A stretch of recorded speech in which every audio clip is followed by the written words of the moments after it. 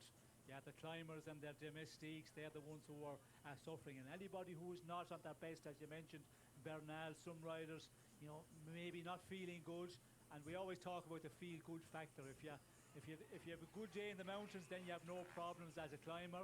But as a climber, if you're on an off day, you can get caught out, and that's what we're seeing here already in this stage for some of the GC men. It would be really good to have a look at the back of the main peloton, because we're also hearing that Primož Roglic might be struggling, just like Bernal.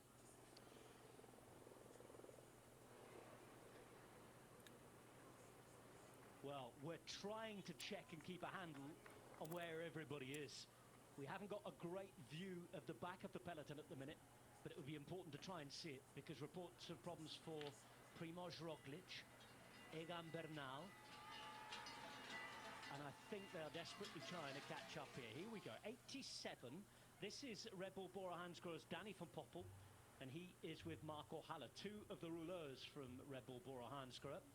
But we're hearing that just up ahead, this group has now reformed. Roglic and Bernal are back. First bit of problem has been survived, and the Visma Lease bike jerseys are up to the front. A little bit of relative calm after a chaotic start to this race. I think I just spotted Primož Roglic trying to ride his way back towards the front of this group. Just a couple of the Red Bull Bora Hansgrohe team riders that I could spot in that last shot. Just on the right-hand side of the peloton, a bit further back, see Carlos Rodriguez there, sitting comfortably, and the attacks continue. Alexei Lutsenko is going to start it. Oyed Lascano is going to follow again. And we're going to see Chris Juul-Jensen, one of your compatriots, Sean, trying to get up the road. Yes, and when Cav hears this further down the road, he'll not be happy. His teammate is stirring it up out front. But that's racing. There's nothing you can do about it. And yeah, we can see here, it was only a matter of seconds before we're going to see more moves here, because yeah, the race is on here, and anybody has got the legs, you know, they're going to try something. If you need to get into the breakaway, you know, then you have to try here. And yeah, looking at the peloton there, Roglic, Bernal, we see Bernal was a long ways off, but if you're the likes of Roglic and you can see the other riders, you know, Vingegaard, Pogačar, they're not too far ahead of you. You can afford to sit back and, you know, 10 places, 15 places behind them. So sometimes, you know, you say to yourself, is he in difficulty because he's sitting that far off? But it all depends whether the other rivals are sitting in the peloton also. Well, we know that Roglic has managed to save the day for now and not get caught at a split. We also know that Wout van Aert is in a group around 55 seconds behind. We were hearing the odd report that maybe Bernal was still there as well. We can't see that, so what we're going to do is send Jens to the back of that group if he can, to have a quick look for us. You just noticed too with the flags flying there, a tailwind pushing them up the climb, it makes it really hard. If you're in trouble, there's much less of a slipstream when there's a tailwind, nothing holding the riders back at the front of that group, and it does make it more difficult to follow when there's not a headwind pushing into those trying to up the pace. Here is Wout van Aert travelling at a minute from the front of the race. Lutsenko, Lascano, Juul-Jensen and Johannesson. They're the four riders, the quartet, with just 11 seconds as we're coming through Montuil. Of course, this is where the language starts to change a little. We're still in Italy, but up towards this valley, getting towards the next valley, which we won't enter the Val d'Aosta, we start to get some very French-sounding names, don't we? Sestriere at the top here being one of them. More attacks go from the front. 156 already back to the green jersey. This a little flatter section of the climb before it ramps up again, and that's what it's like all the way, essentially up this valley, dragging all the time, always positive gradients, but easier sections of get it in the big chain ring and really drop it down on the back cogs, then little ramps up again. And that's why, I mean, this climb is 40 kilometres long or something ridiculous, officially 39.9k long, but at a 3.7% average gradient. So a lot of flatter, faster sections on the way up, false flats, some of them. It's only a Cat 2 climb. Doesn't make sense, does it? 40 kilometre climb, category 2. More attacks. This looks like it might be Garcia Pierna. His compatriot Soler is in the white jersey there, just checking on things, and not too far behind the yellow jersey, Richard Carapaz, making sure he tries to monitor things. Bump there behind to get through the gap or make a gap by the rider from Total Energy. It's so difficult just to get away here. These are the 4 riders who've managed it so far. Tobias, Haaland, Johannesson, alongside Alexei Lutsenko here. He's a Tour de France stage winner already. The only man in this quartet who's managed to do that previously. Johannesson, remember, was the man who was over, was it the Tourmalet first last year? Away in that breakaway on the day that was won by Pogacar further up the hill in Courtrai. Johannesson third on the stage in the end. Lascano, he proved that he can do just about everything, can't he, at the Dauphiné? And there is the number 165. It is, in fact, Raúl García Pierna, the Spanish time trialist. The 2 Spaniards in here. But they've only got 6 seconds and the movements are continuing behind. Groupama, we expected them to be involved in some shape or form today. They're trying to do that here. Soler is following, and he's been very, very active, Sean Kelly, and you can just see now that Carapaz is on the radio. How will the other teams feel about UAE having a rider up there? I don't think EF are that happy, because straight away Carapaz seems to have sent Rui Costa to try and chase him. Yes, well, they'll have to be real careful who they're allowed into breakaways, first of all, because, you know, the GC standings, when you look at it, there's quite a mishmash of riders up there. Of course, the GC men are there, but there's a lot of riders still there very close, so you have to be hyper careful who's going to get into the breakaways and what teams are represented up there. And you know, this is an opportunity for EF Education to try and certainly control who is getting into the breakaways, and then later in the day see what Carapaz can do. And it will depend on what, you know, the big GC men will do in the end of this stage. Will they really go to battle at this earlier point in the race? So Carapaz is hoping that will be the case, and he can hold on to the race leadership for another day or another number of days. And we can see here with riders still, you know, continuing to push on, and it looks like it's going to come back together again, and it could all start over again. But looking back there, you know, Wout van Aert, you know, normally he'd be the one who would be pushing on up here if he was in the condition that he needs to be for the Tour. And I think we're seeing that already in this race, that accident he has, he's not at his best yet, because he's not in the place where you would expect Wout to be at this point in the race, because of that accident he had in the Spring Classics. We're just reading on and hearing on race radio, by the way, and all the live tickers, that Egan Bernal no longer listed as being in the Van Aert group, so he may well, alongside Primož Roglic, have just saved the moment. Again, we're still sort of bereft of pictures of where we want to look towards the back there. Here at the front, this group's getting bigger now. Yeah, you'd think there'd maybe a little bit more concern from the team, and might see more of them around the back of that group if Bernal wasn't there. But then again, they are here, and they've said, and they're given the number 1 race number of their team to Carlos Rodriguez, so that also says a lot. But you know, Bernal just has to get on with it and make the best of it, try and get back. As far as Richard Carapaz and the EF Education team are concerned, I mean, having yellow doesn't mean they have to control this race, and not being a big pre-race favourite, Carapaz can sit back, wait, watch, and even though Tadej Pogacar, as we get a little section of cobbles on the climb, Pogacar gave the jersey away. Effectively, he didn't want to have it going into today. His team are still riding as if they're leading the race. They've got Marc Soler. He is patrolling the front of the peloton. He is the one setting the pace and pulling brakes back. So they're riding like they would anyway, jersey or no jersey. They're going to ride the same today on this stage. Looking at the fort up at Fenestrelle, beautifully preserved. The battles fought in the mountains here, as another one's being fought at the front. Romain Grégoire on the right-hand side. Mathieu van der Poel. And Grégoire's teammate on the left here, he's looking after the polka dot jersey at the moment for Jonas Abrahamsen. And of course, the man we're referring to is the former French champion, Valentin Madouas. Yeah, Madouas in the break the other day, picking up some points, putting himself into second in the competition behind Abrahamsen, who's wearing the green jersey, so the polka dot jersey passes across. But Madouas, a very accomplished climber, And this is a perfect sort of day to try and get yourself up the road like he has. And he's recovered well from being in that break a couple of days ago. Barguil had made it up as well, but you can just see that UAE are the ones pulling along here.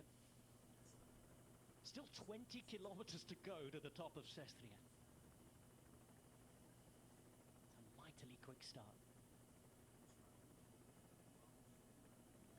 Yesterday I saw it written beautifully actually on the great Inner Ring blog that, what was it, intensity had been exchanged for distance. We certainly got the intensity towards the end in a very condensed part, but this is very different now than the sleepy nature of most of yesterday, and it's being led by Mathieu Fodopoul. Lascano suffering just to stay in the wheel. Grégoire there, he's third wheel on the right-hand side, and Stevie Williams has returned for Israel Premier Tech on the left. Riders trying to come across all the time. Two from Arquette and Marché are involved, and well, two teams Sean Kelly who'd never won a stage before the last 2 days. It's been an interesting few days, and they've certainly got confidence and they're hungry for more. Sorry, I must turn on my mic here. Yeah, you see that often in the teams that, you know, maybe not having good results for a number of years or during that season leading up to like the Tour of France, for example, and then they get a win and they seem to, you know, just go on from there and really be active in the race and oftentimes win more stages. And that's what we're seeing already with the teams that have been successful in this race. And, you know, a win in the earlier part of a Tour of France is a great boost for the riders. It just gives everybody that lift, and they seem to, you know, just ride that bit better, perform that bit better after that. Keep your eyes on UAE Team Emirates here. There's a lot of radio conversations going on. Gris Costa of EF sits on his wheel. And by the way, you have to do a little bit of looking, don't you, for Richard Carapaz's teammates. Half the team for EF Education Easy Post today are in different jerseys to the team jersey. You've got the Italian champion Bettiol, you have the US champion Quinn. Of course, we've just seen Costa, the Portuguese champion, and the yellow jersey, the first ever man from Ecuador to wear it, Richard Carapaz, as Ecuador becomes the 26th different nation to have pulled on the Tour de France leaders jersey, but the first for 4 years. The last was Slovenia, of course, and well, we all know what's happened since then. Primož Roglic was the first wearer of that. That would change oh so dramatically, wouldn't it, later on in that tour? There was speculation this morning after seeing the interview with Primož Roglic at the start that he was looking somewhat grey and a little bit reminiscent of the look that he had on that fateful day, 2020 Tour de France final time trial on Le Plateau de Belleville, where he was overhauled by his compatriot Tadej Pogačar. And this morning, that sort of adds weight to that speculation, where very early on in this climb he was distanced. He's clawed his way back, but it's not a good prospect looking further into the day, and they'll really be hoping that it's just a bad moment and Primož is able to ride himself better into this stage. But one of the things he said, I mean, he was quite laconic about it in his interview, and asked how he's feeling. He said, oh yeah, I feel good when I'm in bed, maybe less good when I'm on the bike. He always accepts his situation, but it's not where he wants to be at the moment, and it's going to really work on his psychology and his morale, that he's already lost 21 seconds on a stage where it's a climb where he's always hammered everyone before. Today could get a lot worse. Let's hope for the sake of the race it doesn't. That was the Wout van Aert group we were just looking at over a minute down, including now Sam Bennett, Dorian Gaudon. A couple of other riders in there as well. No surprises really, given the pace at the front. And this is the front. They've got 15 seconds here. It is growing. Jules Jensen, Almirai. You see Williams on the right-hand side. Barguil's in the group as well. Garcia Pierna, Lascano, as well as Valentin Madouas, Fondo. Lots of big names here. Get the feeling it might not quite settle yet. We'll keep an eye on that. A group that big, it's almost like a lure to others. Oh, well, we've got to be there then. If there's that many up the road, there'll be many others who are being told over race radio, join in, try and get someone across to it.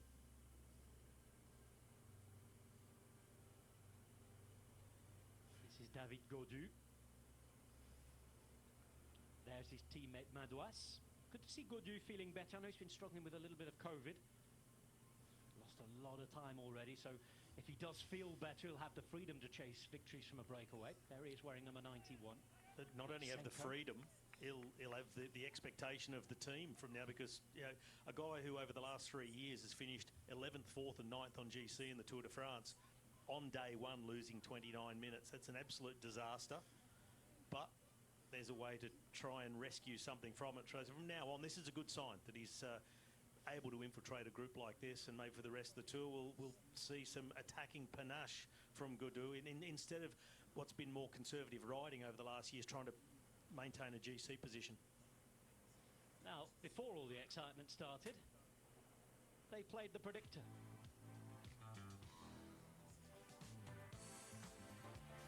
Well, yesterday was a good day for Steve Chenel. Lenny Lazzaro as well. Both choosing Arnaud Delis, who finished third. 16 points for them, and they're up towards the podium.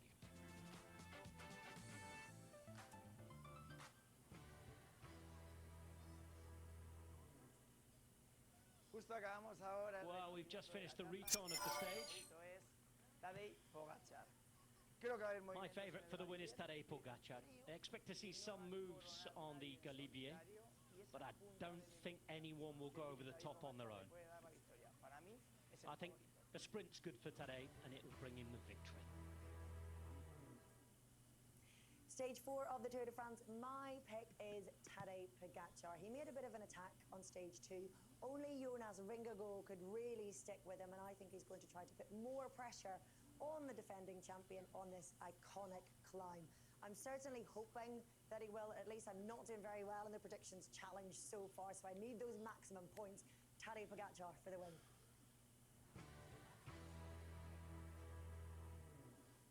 Tadej Pogacar from Team UAE will win stage number 4 this year's Tour de France. Why? The short stage, we go first time over a really big mountain, the Galibier. Everybody wants to test everyone in the GC. I expect a group of 20, maybe 30 GC contenders together at the finish line, and Tadej Pogacar will have the best sprint out of a very strong group of Classement riders at the end of stage 4. And our other experts made it a poggy day. Every single one of them. They're all winning or losing together here. What's it going to be? Gentlemen, what is it going to be? Because we've got a radio communication first. Don't make any mistakes here that you might pay for later. We can see Ineos Grenadiers on the right-hand side just moving up. Sean, what's he talking about there? Don't get dropped. and That's simple, eh? Yeah, and don't settle for sitting too far back in the group and thinking, well, the break's gone, we can relax, because things can happen very quickly, and you give away 50 or 80 metres to your main rivals and they decide to light things up. That is 50 or 80 metres too far. Well, it's not a complicated one here at the moment with the breakout in front. If you're a team that want to be in the break where you're not up here, well then, yeah, 43 seconds, it is bridgeable, but you need a powerful rider to get across here. But yeah, is it going to settle? We can see there UAE are the team who are starting to set the pace with Wellens on the front there. That's probably an indicator of what they are going to do within the team of UAE. They want to control the breakaway, not allowed to get that advantage here as we go 17 kilometers from the top to Sestier here. So yeah, it's all what on the table at the moment. Taking bonus seconds.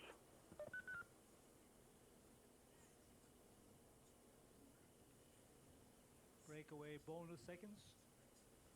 Something. It sounded like the... I mean, we didn't get the graphic, unfortunately. They normally send us the graphic, our host broadcasters, don't they, with the sort of transcription of what's being said. But it sounded like the voice of Charlie Wegelius from EF Education Easy Post. Yes, and wanting the breakaway to take the bonus seconds. How's it going, yo? They're a long, long way down the road here, so yeah, it's early days to be talking about that, and we'll have to see now what the situation is in the peloton. How much will be allowed here, the breakaway. Yeah, what a beautiful climb this is. I just love Siestier, and yeah, it brings back great memories. Well, I was going to bring it up, but seeing as you've done it, why do you have great memories of this climb, Sean? Anything to do with Mr. Chiappucci?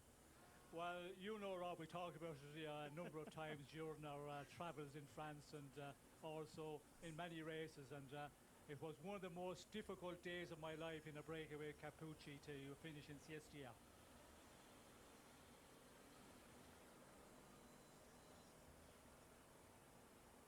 Well, our television viewers have gone off for a break, so lucky you digital viewers. Sean, you're talking about the 1992 Tour de France, maybe? Yes, 92. A breakaway got away in the earlier part of the day, and there was about 12 or 14, 15 riders, and it was with Chiappucci. It was a difficult stage, finishing Siestier.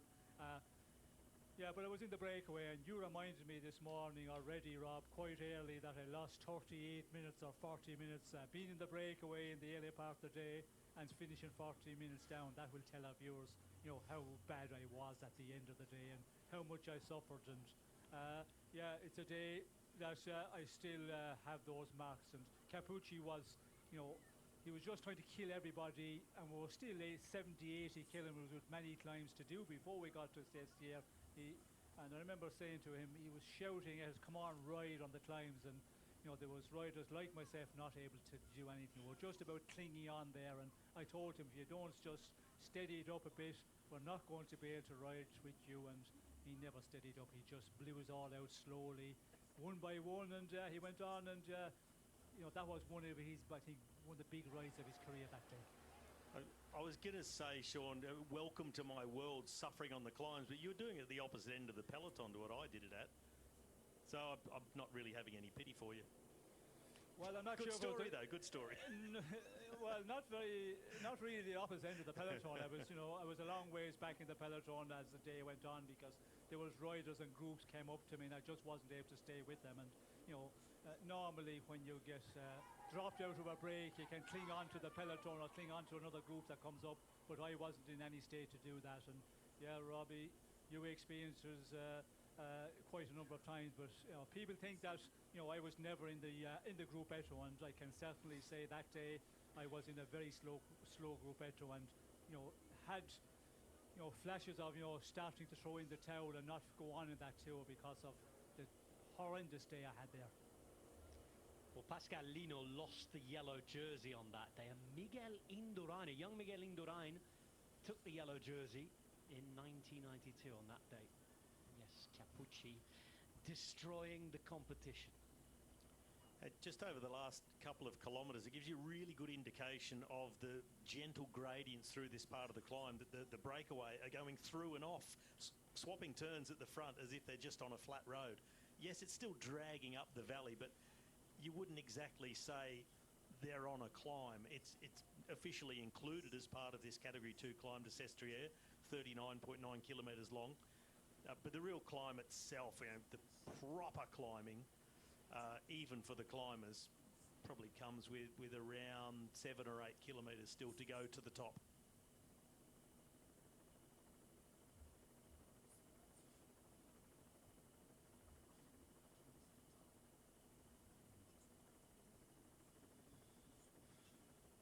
Group of around 17 riders are up the road at the Tour de France, and you're looking at the glorious valleys on the way to Sestriere. Just about in Italy still, beginning in Pinerolo today. Last time a Tour de France stage started here, the stage finished at the top of the Galibier. That's where we head today, but afterwards there's a descent to Valoir. That was in 2011, stage won by Andy Schleck to mark the centenary of the first ever ascent of the Galibier. It's the first ever participation in the Tour for this man, Juan Ayuso, Spaniard who was schooled for quite a few years in the United States. Explains his very, very strong American accent when he speaks in English. They're travelling a minute and one, and in the breakaway at the front, there's a couple of riders who EF Education Easy Post are going to have to watch in terms of the yellow jersey. Warren Barguil is at 2 minutes 31. Odd Christian Eiking on the same time. Bruno Amirai, who we're just looking there, he's at 3:18. And Valentin Madouas sits at 4 minutes and 7 seconds. There's only one other rider apart from those guys inside 10 minutes, and that is Tobias Harland Johannesson at 8 minutes and 47 seconds. Van Aert group at 2:02, and the green jersey group at 5:06, hoping things start to settle down for a little while. So let's go to Jens Vogt, who's on the motorbike.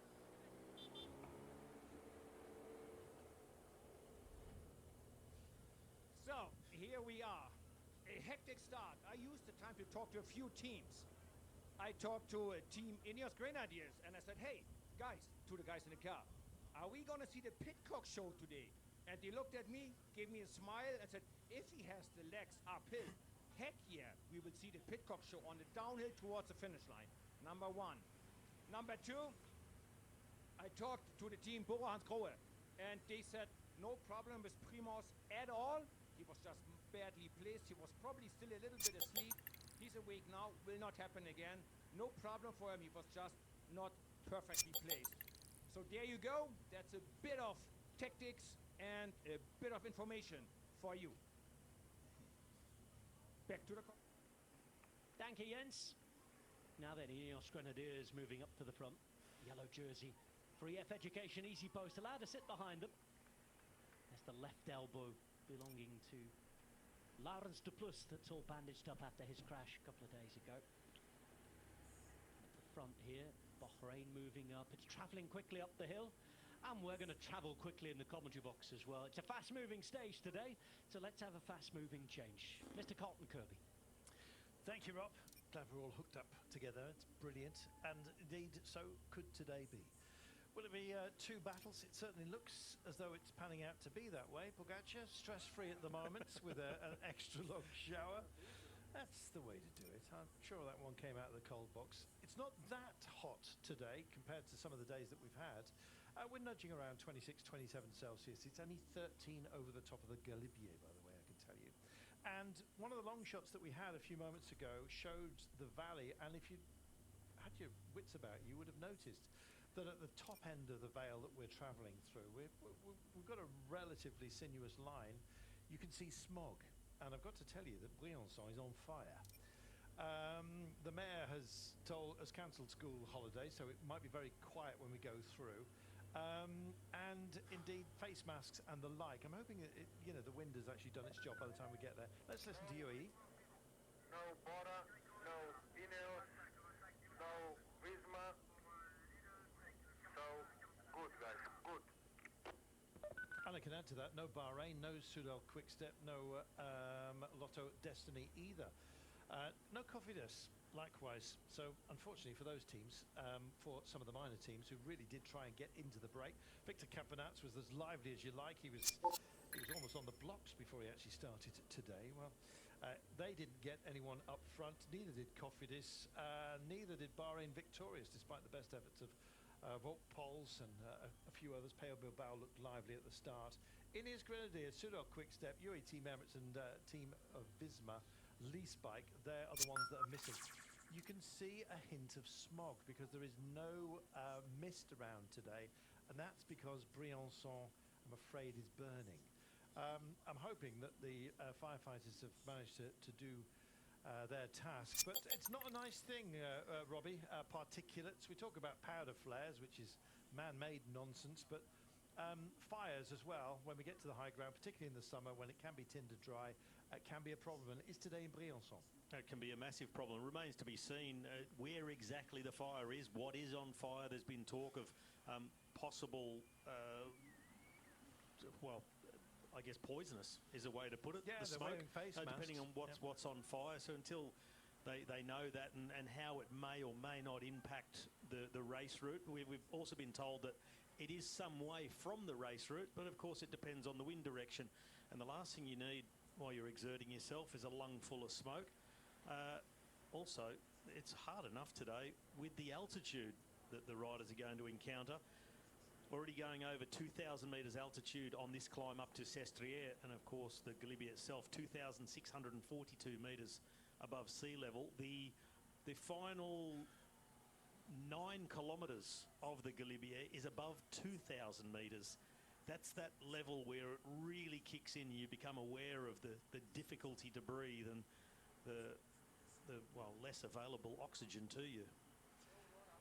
Sean, smoke, it's just one of the hazards. The Tour de France, though, is kind of really very adept at adapting itself. If it does become a problem a little bit further up the road, we still don't know whether the fires are doused, but if they're telling everyone to stay indoors and those who do wander outside to wear face masks, it doesn't bode well. No, well, if they're in the thick of it, of course, you could expect and you can see why they're asked to wear the face masks. But yeah, in Briançon, we're going downhill, so we'll be going through very fast, and the riders will be going downhill for quite a while before they get there, so they can keep their mouth closed for a couple of minutes as they go through. Just hold their breath. And hold their breath and not inhale it, and get over it, unless it's going on for 5 or 7 kilometres long, which I doubt if it's that, so I don't know. But yeah, serious, I think. If the wind directions is blowing the right way, how big the fire is, all of that, we're not too sure at the moment. But yeah, it's a long ways off in this stage yet, so it could be all calmed down by then. I'd love to have, sorry, Carlton, I'd love to have Sean's message played over every race radio, and we could just sit and watch the riders' faces as the words sink in. Yeah, exactly. Hold your breath for 4 minutes. Well, downhill, Robbie, sorry. You're from a different planet. You know how they can do that. We see some of the riders there, they're going uphill and, their mouths are closed and they're just breathing through one nostril. So downhill, they should be able to close everything for a couple of minutes. Here we go. This is Roglic country. Exactly, your ski jump ramp here. Unfortunately, he's flying the wrong way, or was at the beginning of the day. Not quite sure what his issues are just for now, but he's not been firing on all cylinders, Robbie. No, he hasn't. It was really quite a surprise to see him distanced a couple of days ago on one of his favourite climbs, the San Luca, where he's won the Giro dell'Emilia a number of times. Lost 21 seconds that day, and then early today was in trouble. And there's been speculation that he is not at his best. Although he won the Dauphiné in June, one of the major preparation races towards the Tour de France, he almost lost it on the last day to Matteo Jorgensen. And we'll probably never know the exact circumstances. If there's any health issues, we've heard of Tadej Pogacar who had a bout of COVID. We've heard of others suffering as well. It just doesn't seem normal for Primož Roglic to be suffering like he is. Winter Olympics in this part of the world, in Sestriere, a few years ago. They had the World Student Games as well, quite locally. I was just regaling everybody before we came to air about the accommodation that was on offer. It's kind of been let go a little bit. You probably could tell that by the ski ramp. I'm not quite sure they've used it since. Looked very, very second-hand. Indeed, so have a few of the riders' demeanour, I'm afraid, since this race began.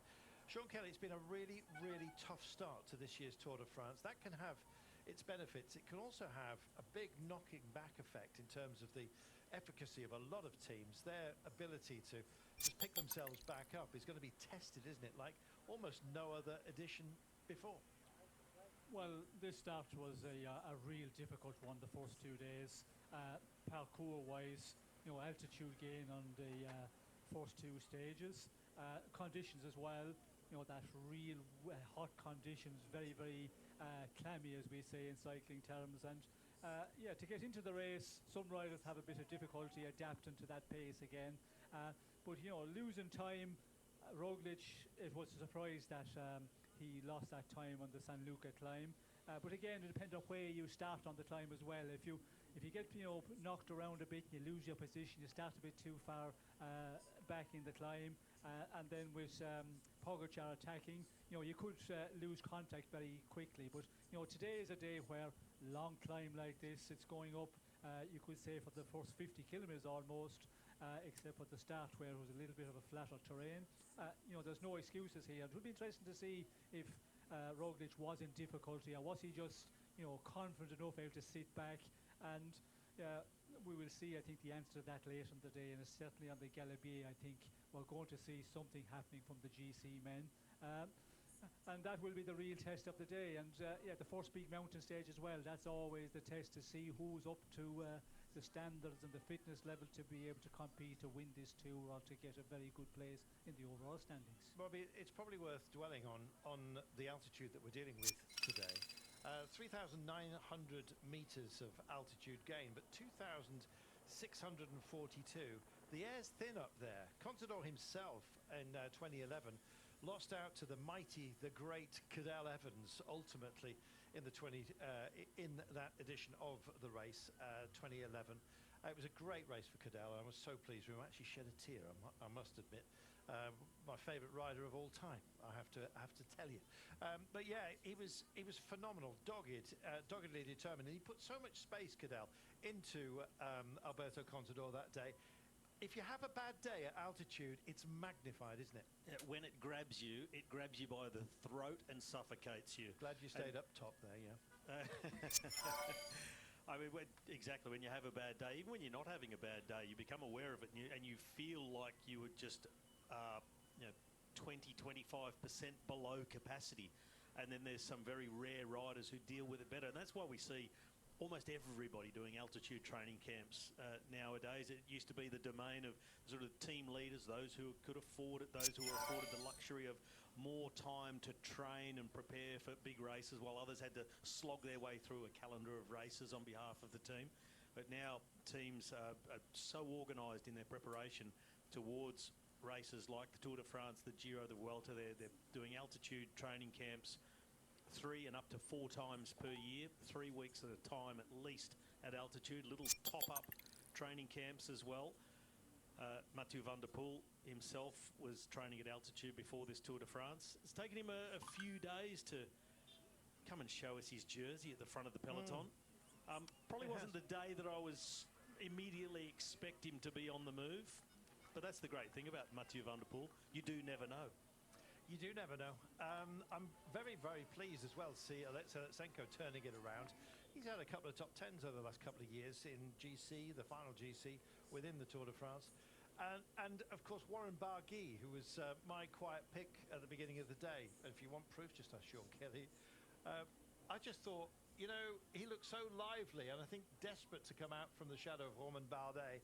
And the French riders, they're getting greedy now, Sean, and there's no reason why Warren Barguil shouldn't have one of his glory days. They pop up still occasionally for him. They sure do, and you know, when the team, as we mentioned, get the success they had with Bardet in the earlier part, you know, that I think gives them motivation, extra motivation to the riders in the team. And Barguil, you know, he's a proven rider, and over this sort of terrain, out of a breakaway, when you look at, you know, the big numbers here. Yeah, he'd be the one you say he could go all the way if this break succeeds and get enough an advantage. But I can see, you know, 2:54 at the moment. It looks like EF Education are just controlling and keeping tabs on it, so it's not going to go out to a big advantage. And you know, then when we get on to the Galibier, it's going to be an interesting one. You know, they'll need a number of minutes going on to the Galibier to have a chance of holding on. If the GC men go into battle and they put their teams on the front. So yeah, it's for the stage win, it's difficult to pick who's going to win. Is it going to be the breakaway or is it going to come out of the peloton at this moment in the race? Well, we've got 5.1 kilometres before we get to the top of this climb, and then it's the first descent of the day, and that really is where our focus is going to lie. And you think, well, surely it's about the climbing. It's about how you get off those peaks as well. Jonas Vingegaard has actually spent an awful lot of time reconning the descent off the Col de Galibier. And speaking to Rob Hatch before we came to air, and he said it must have been like a velodrome up there, because I think everyone has been practicing every single one of their lines down into town. Need to practice mine. A big day today, Jonas. We're going up in your terrain in plus 2,600 meters. With what mindset are you going into today's stage? Most of all, just to try to defend myself. It's still in the first week, and this might be the place where I'm the most vulnerable. So yeah, I think we just have to defend here in the first week, and then maybe later on we will have a different mindset. Obviously, Jonas, you're the defending champion, and you crashed in País Vasco, but it seems like that all most of the pressure is on Tadej here at the start. How do you feel about that, being the defending champion, riding with number one, that the pressure's on him? No, I mean, of course, with the crash I've had, I think it's normal that the most pressure is on him, because still I'm an unknown factor, so to say. You never know how I will be in over these 3 weeks, and with the preparation I had was far from ideal. So yeah, I think it's normal that he's the big favorite. Jonas, have a good stage today. Thank you. And we wish everyone a good stage today. Robbie, practicing a descent and then delivering upon it, maybe two different things. Depends how the day is run. Do you think we're going to get two battles, with a GC battle raining down upon us late on? And if so, how competitive is that going to be? I'm not entirely sure it's going to be two battles. It depends how much time this break can get themselves over the peloton, at the moment being led by Tim Wellens and Sean Quinn.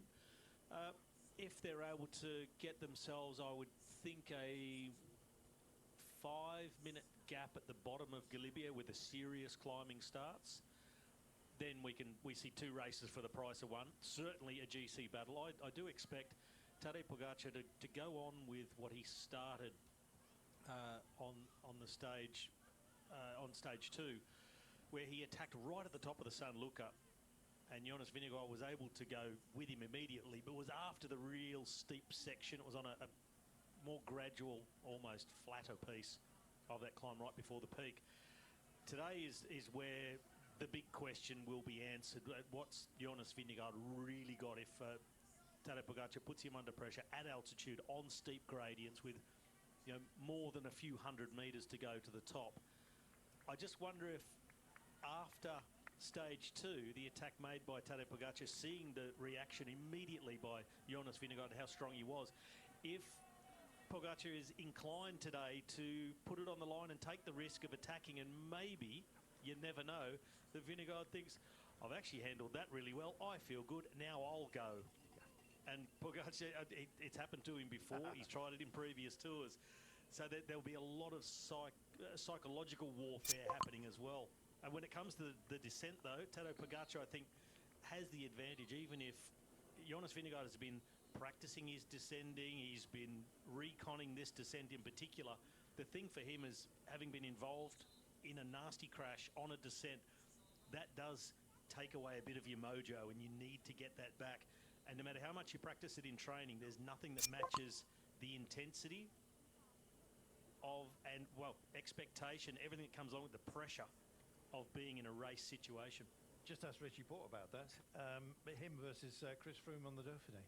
And then in the Tour de France, it was a nightmare. You can basically lose your mojo quite easily on those descents, as Robbie quite rightly points out.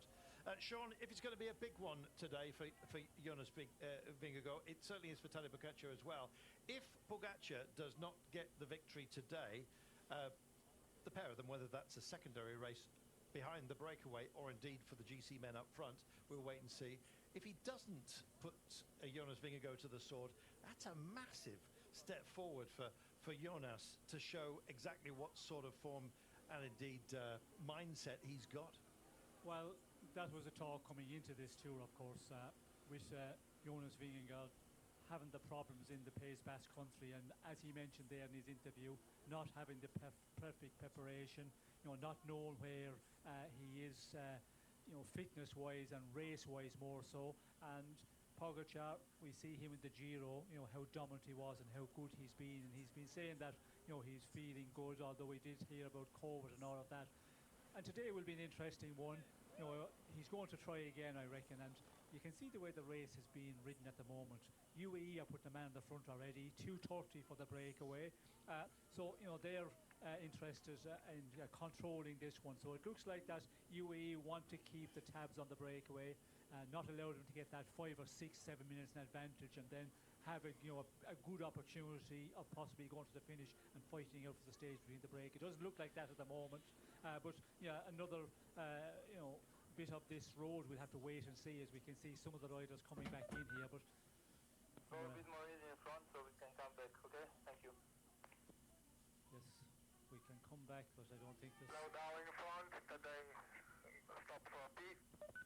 Well, there you go, Sean. There we go. It's got to go somewhere. Yes, it was looking like that, it was just he stopped for a natural break there, and he's just coming back. So yeah, slow down the front. That's for this man here. Needs Pollock just to knock it off for a little moment and allow him to get back in. And yeah, 2:30 at the moment at this point in the race. The advantage. This is a slim advantage for the breakaway. And I think there's a lot of guys up there. They say, "Ah, no, not again." UAE are starting to control a bit here, not allowed to get 5 or 6 minutes an advantage. And yeah, this is going to dishearten this breakaway. 2.8 kilometres before we get to the top. Robbie, if Tadej Pogačar doesn't lay a blow on Jonas Vingegaard, he's almost damned if he does and damned if he doesn't, really, isn't he? Well, I think he's definitely damned if he doesn't, and it remains to be seen that he's damned if he does, because there's one way to find out, and I think, as even Jonas Vingegaard alluded to in his interview, this is the time of the race that technically he's vulnerable. He's come in with a less than ideal preparation.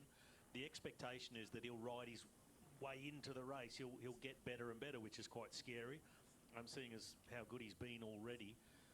It was interesting to see that when the break was forming, they were up the road and building their gap. UAE were using Tim Wellens to set the pace on the front and almost discourage anybody else from really trying to go across. They've swapped him out for Niels Pollitt now, which shows that it's more about just controlling, tempo riding, keep Tim Wellens fresher for later. He's a more accomplished climber than the big German Niels Pollitt, who's incidentally doing a fantastic job.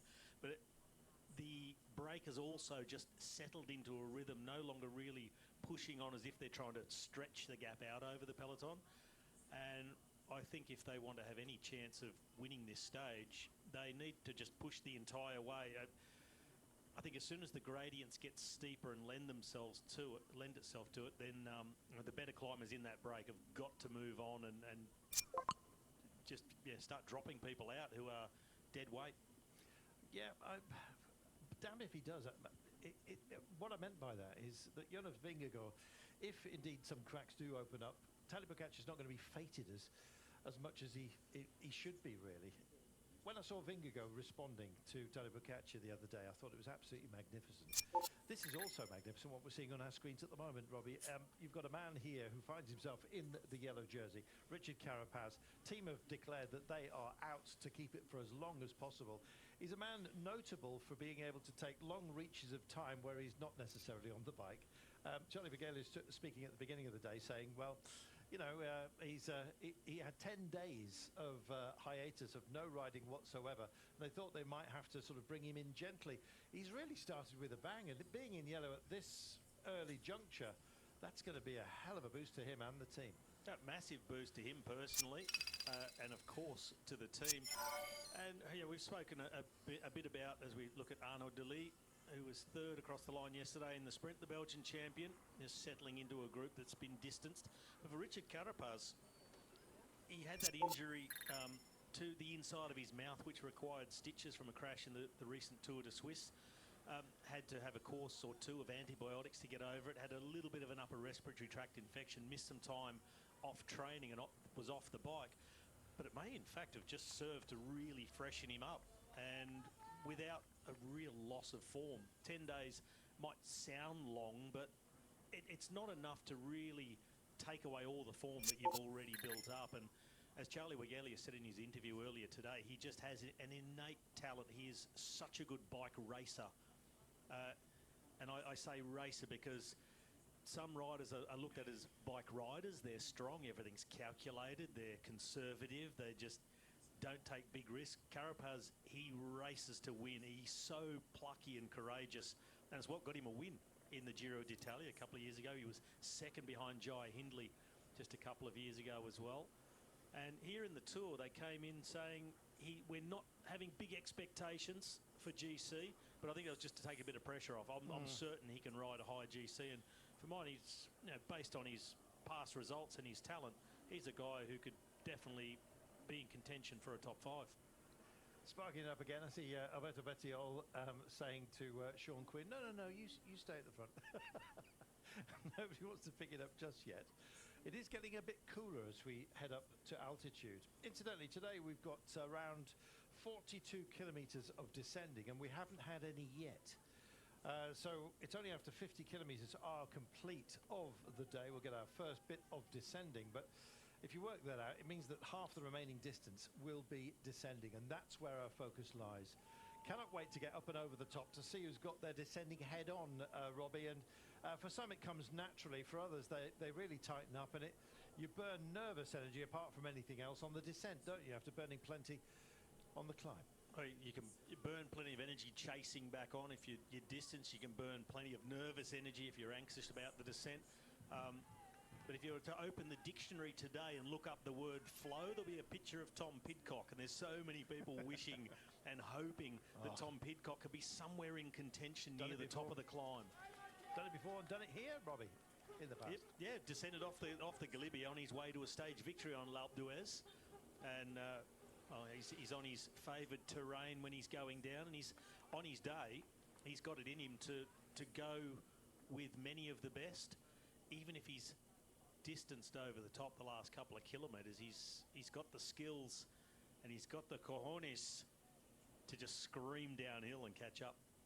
Don't see Steve Williams in this front group. A little not disappointed. I was upset on his behalf that he's struggled at the beginning of this race. Well, he's found himself in the bird seat now, as near as you can possibly get to it, I guess.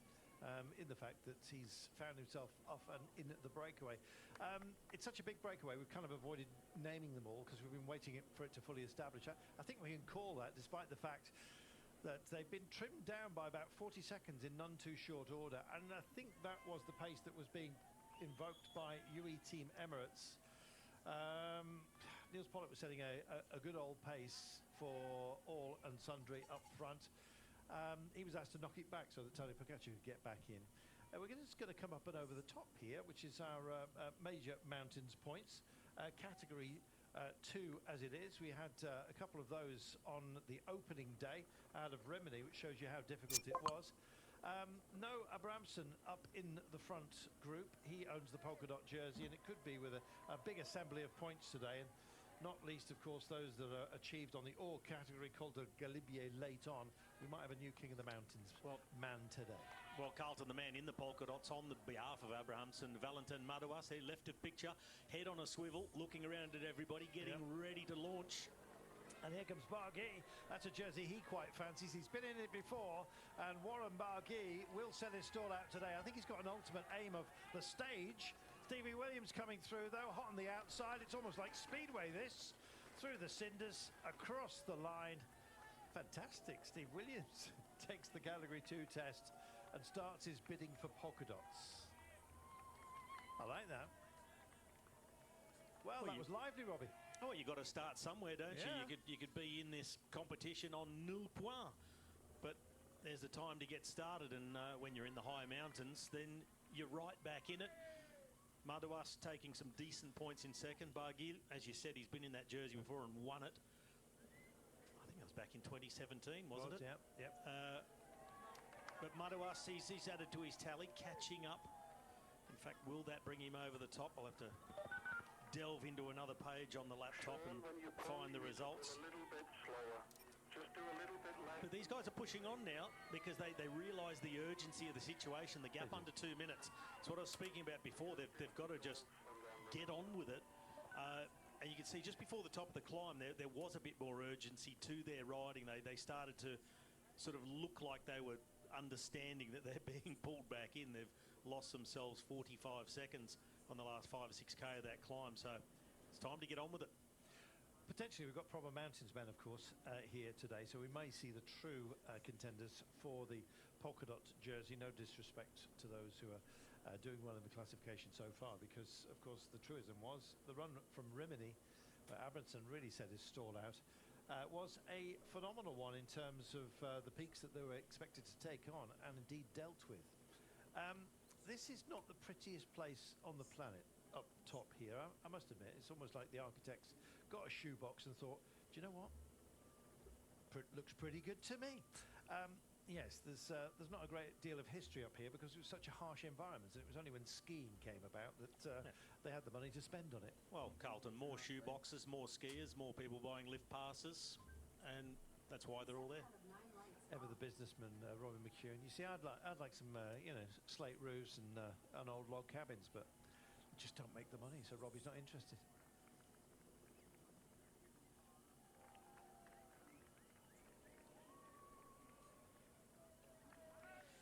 87 kilometres from home. It's a 2-minute gap. It's been re-established, and almost a sort of a gentle knockback, I think, just so everyone can regather themselves and get their battle plans for the day. All right, some toilet rolls as well up here. And some good news outside of that, Carlton, from down in Briançon. The situation is under control and the emergency plans have been lifted. There will be no impact on the race expected. Good. So the fire is under control. As you said, the local pompiers, the firemen there, have done their job, done it very well. Fantastic. Sapeurs-pompiers, pipes and drains, basically. That's what. And in fact, in the British Army, the engineers are called sappers, after the sapeurs-pompiers. Apropos of nothing. But anyway, let's see what happens here, shall we? Because this is bit between the teeth time. And exchange of duties with Christophe Laporte, European champion, just encamped on the front here by the looks of things. I'm squinting to see. Looks like his bands.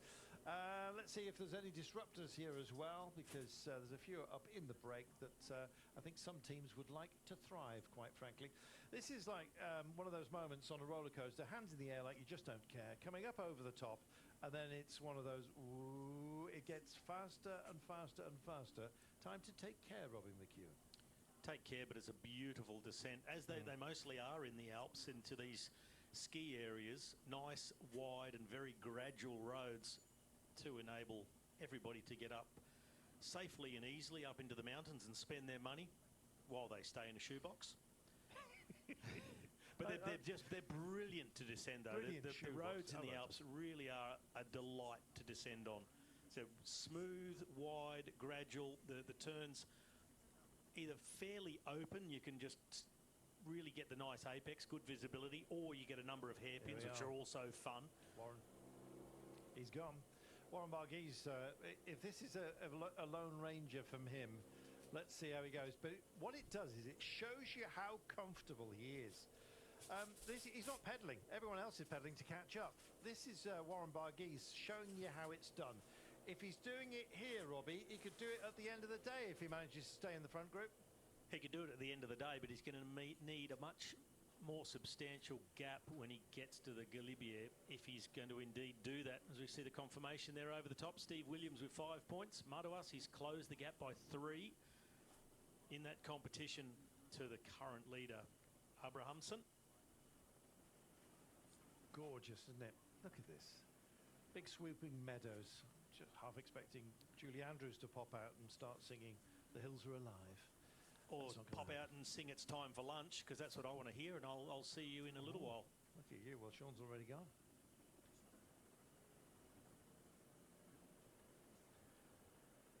Welcome back, everybody. Stage 4 of the Tour de France, destination Valois, 139.6 kilometres of the day remaining.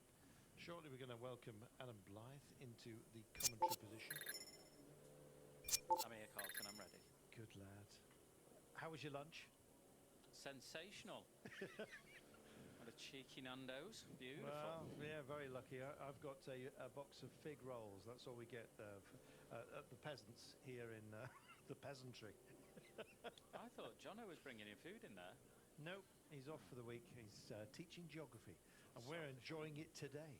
Absolutely glorious. Adam, about half of the remainder of today is descending. It's either going down or going up. Let's raise the bar, shall we? We've got Hannah. Here she comes.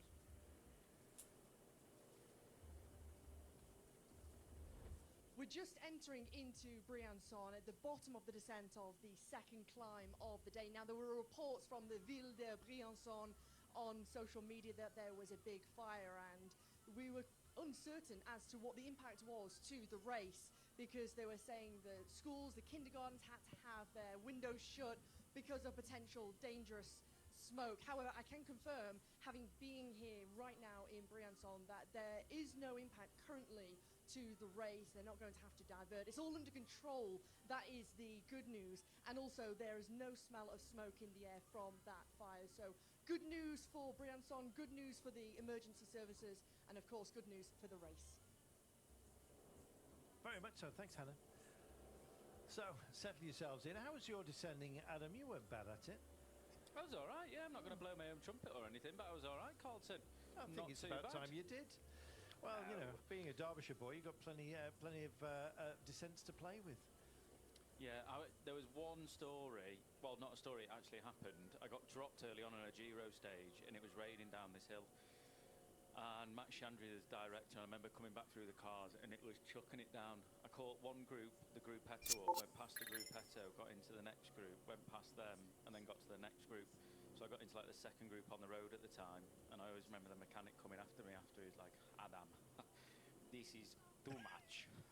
Do not do this again, please, because my heart, it was in my mouth. So yeah, that was probably the best time I've descended. And then shortly after I got dropped again. But I had a bit of sliding room this time, so yeah, I used to love it. Very Gravity good. was on my side though, Carlton. Yeah, exactly. That's the point.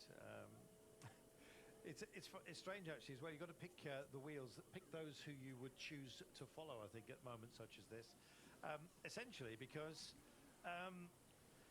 if you get it wrong and you're a different body shape to somebody else who's coming around the corner, like if I was following you, Adam, I wouldn't be taking your lines.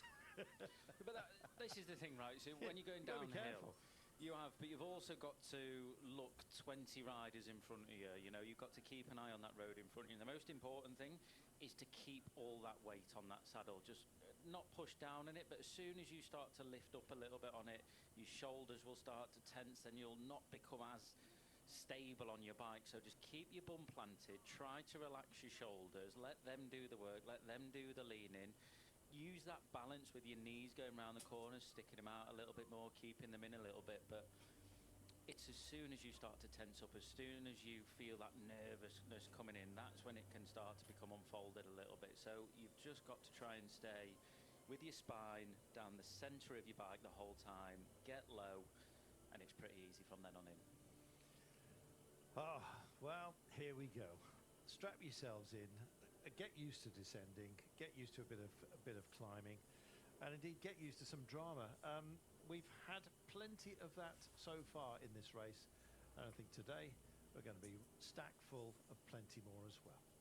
Well, as you've heard, Piri Piri Chicken has already been enjoyed by Adam Blythe. I don't know what Rob Hatch has had for his snap. I can guess. I think it's probably a bag of licorice all sorts known, Rob. I don't even know if that's true. Let's find out. Do you know what? I've made my own chicken. Good lad. Hold on a minute. Hold on a minute. That is a statement. You've made your own chicken. You reared it from an egg. Well, you know what I mean. I haven't grown the thing, have I?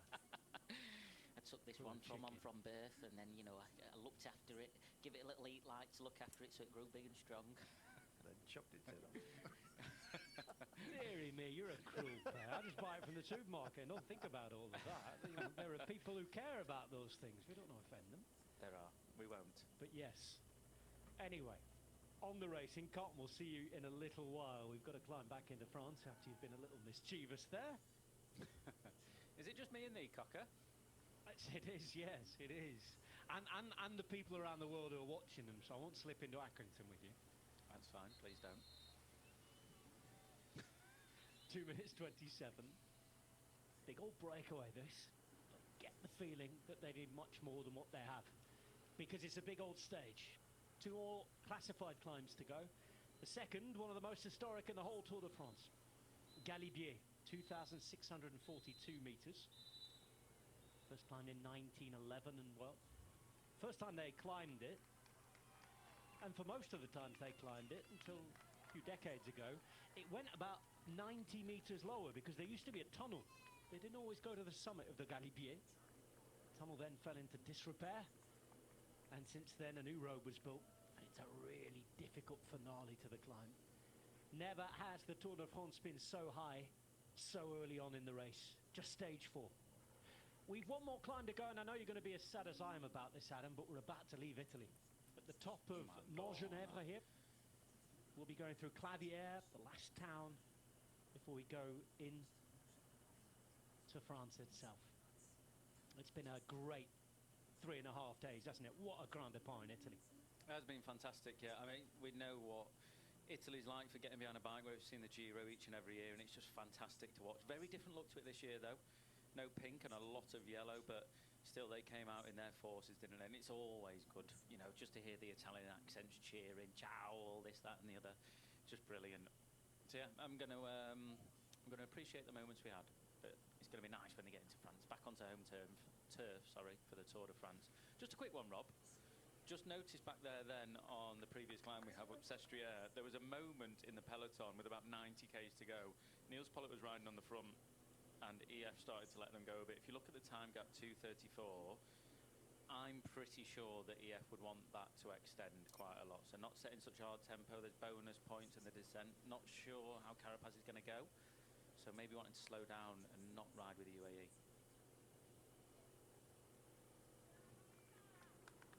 We heard a radio communication early on. Unfortunately, the host broadcasters didn't give us the graphic telling us exactly who it was, but it sounded like the voice, I should say, of Charlie Wegelius, main sports director, alongside Andreas Clear at EF Education Easy Post. And he was talking about the bonus seconds.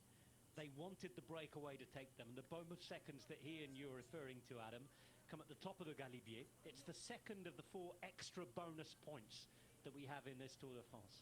The first came at the top, second time up when we went to San Luca. 8, 5 and 2 seconds. And look at this. It's Visma Lease Bike who are now on the front.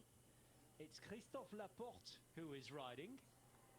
And they're now about to take on the climb that will take them out of Italy and into France. Do you know, the last time that we were at the Tour before the pandemic, 2019, Carlton, Sean and I actually came down this climb, and we came for some food. We knew we were so close to Italy, we wanted proper pizza and proper coffee. Oh, very nice.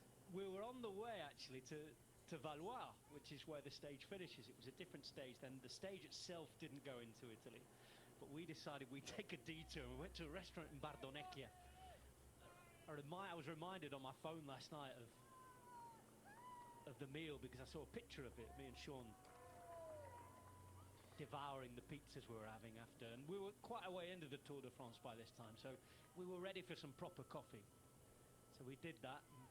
Are you suggesting the coffee's not nice in France, Rob? I'm not suggesting, I'm telling you that the coffee's not as nice in France. Not as it even is a in Italy. hesitation. I like it. No. Yeah, it is naff. There's a lot of things our dear neighbours do very well. One of them is the Tour de France. Better than nobody, to be honest. But coffee isn't one of them. Agreed. Arnold Lee there, just to note, he hasn't got his computer on. It's in his back pocket. On a day like today, he probably doesn't want to look at his numbers and what he's pushing. He just wants to feel, see how he gets on, put himself in that group, the position, and not worry about it. Look at it after, analyse it after, give it to the coaches. But yeah, on a day like to this, I think if you start to see the numbers, you might start to panic a little bit because they're probably quite high. Arnold Lee you're referring to there, 3:22, just about 40 seconds behind the yellow jersey group. He's wearing the Belgian champions jersey, as we're looking at the DSM Firmenich Postenel jersey here on the back of Warren Barguil. His good mate Romain Bardet has already won a stage and worn the yellow jersey. Barguil, well, he'd have an outside chance of doing the same if they had a bigger gap here. He's at 2 minutes 31. He is the joint virtual leader at the minute alongside Odd Christian Eiking, both at 2:31 in this group. Let's go to the radio here. Oh, Julian, try to save, try to save there. Good job. And is Julien Bernard here, who's riding on the front for Lidl Trek, and that was the voice of Steven de Jong.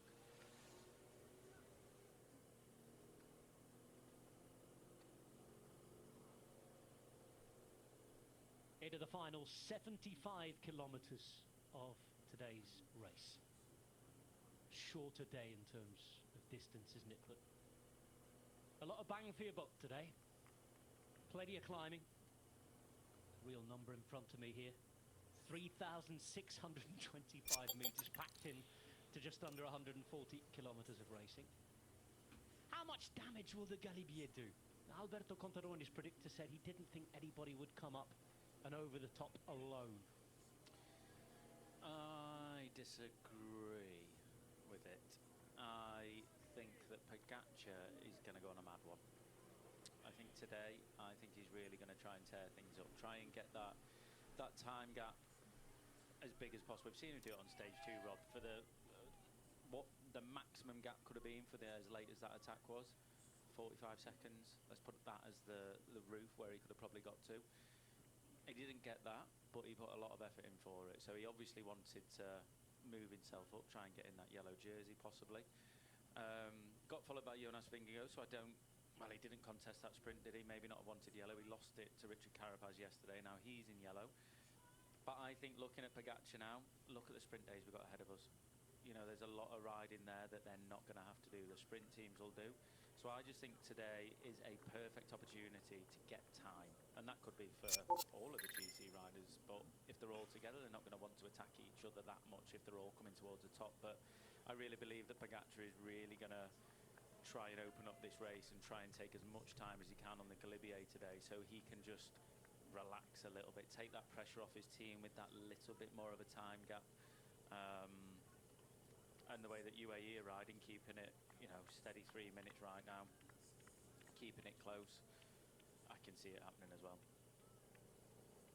You're talking of taking time, 5.5 kilometers for the breakaway to the top of Montgenèvre. And they've taken time here. They've taken about 25 extra seconds as Niels Pollitt is riding at the front, followed by Jan Tratnik and Tish Benoot of the competition. The Killer Bees becoming the Peacocks now. This Melissa bike with their new jersey. Design that includes the Florentine Lys.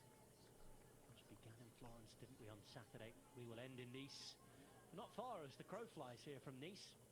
We've got to do at least half a lap of France yet. Don't go too north, do we? Closest point to Paris this year will be Orléans. We've got the Massif Central, as well as the Pyrenees, and a return to the Alps to come. This is quite the Tour de France route this year.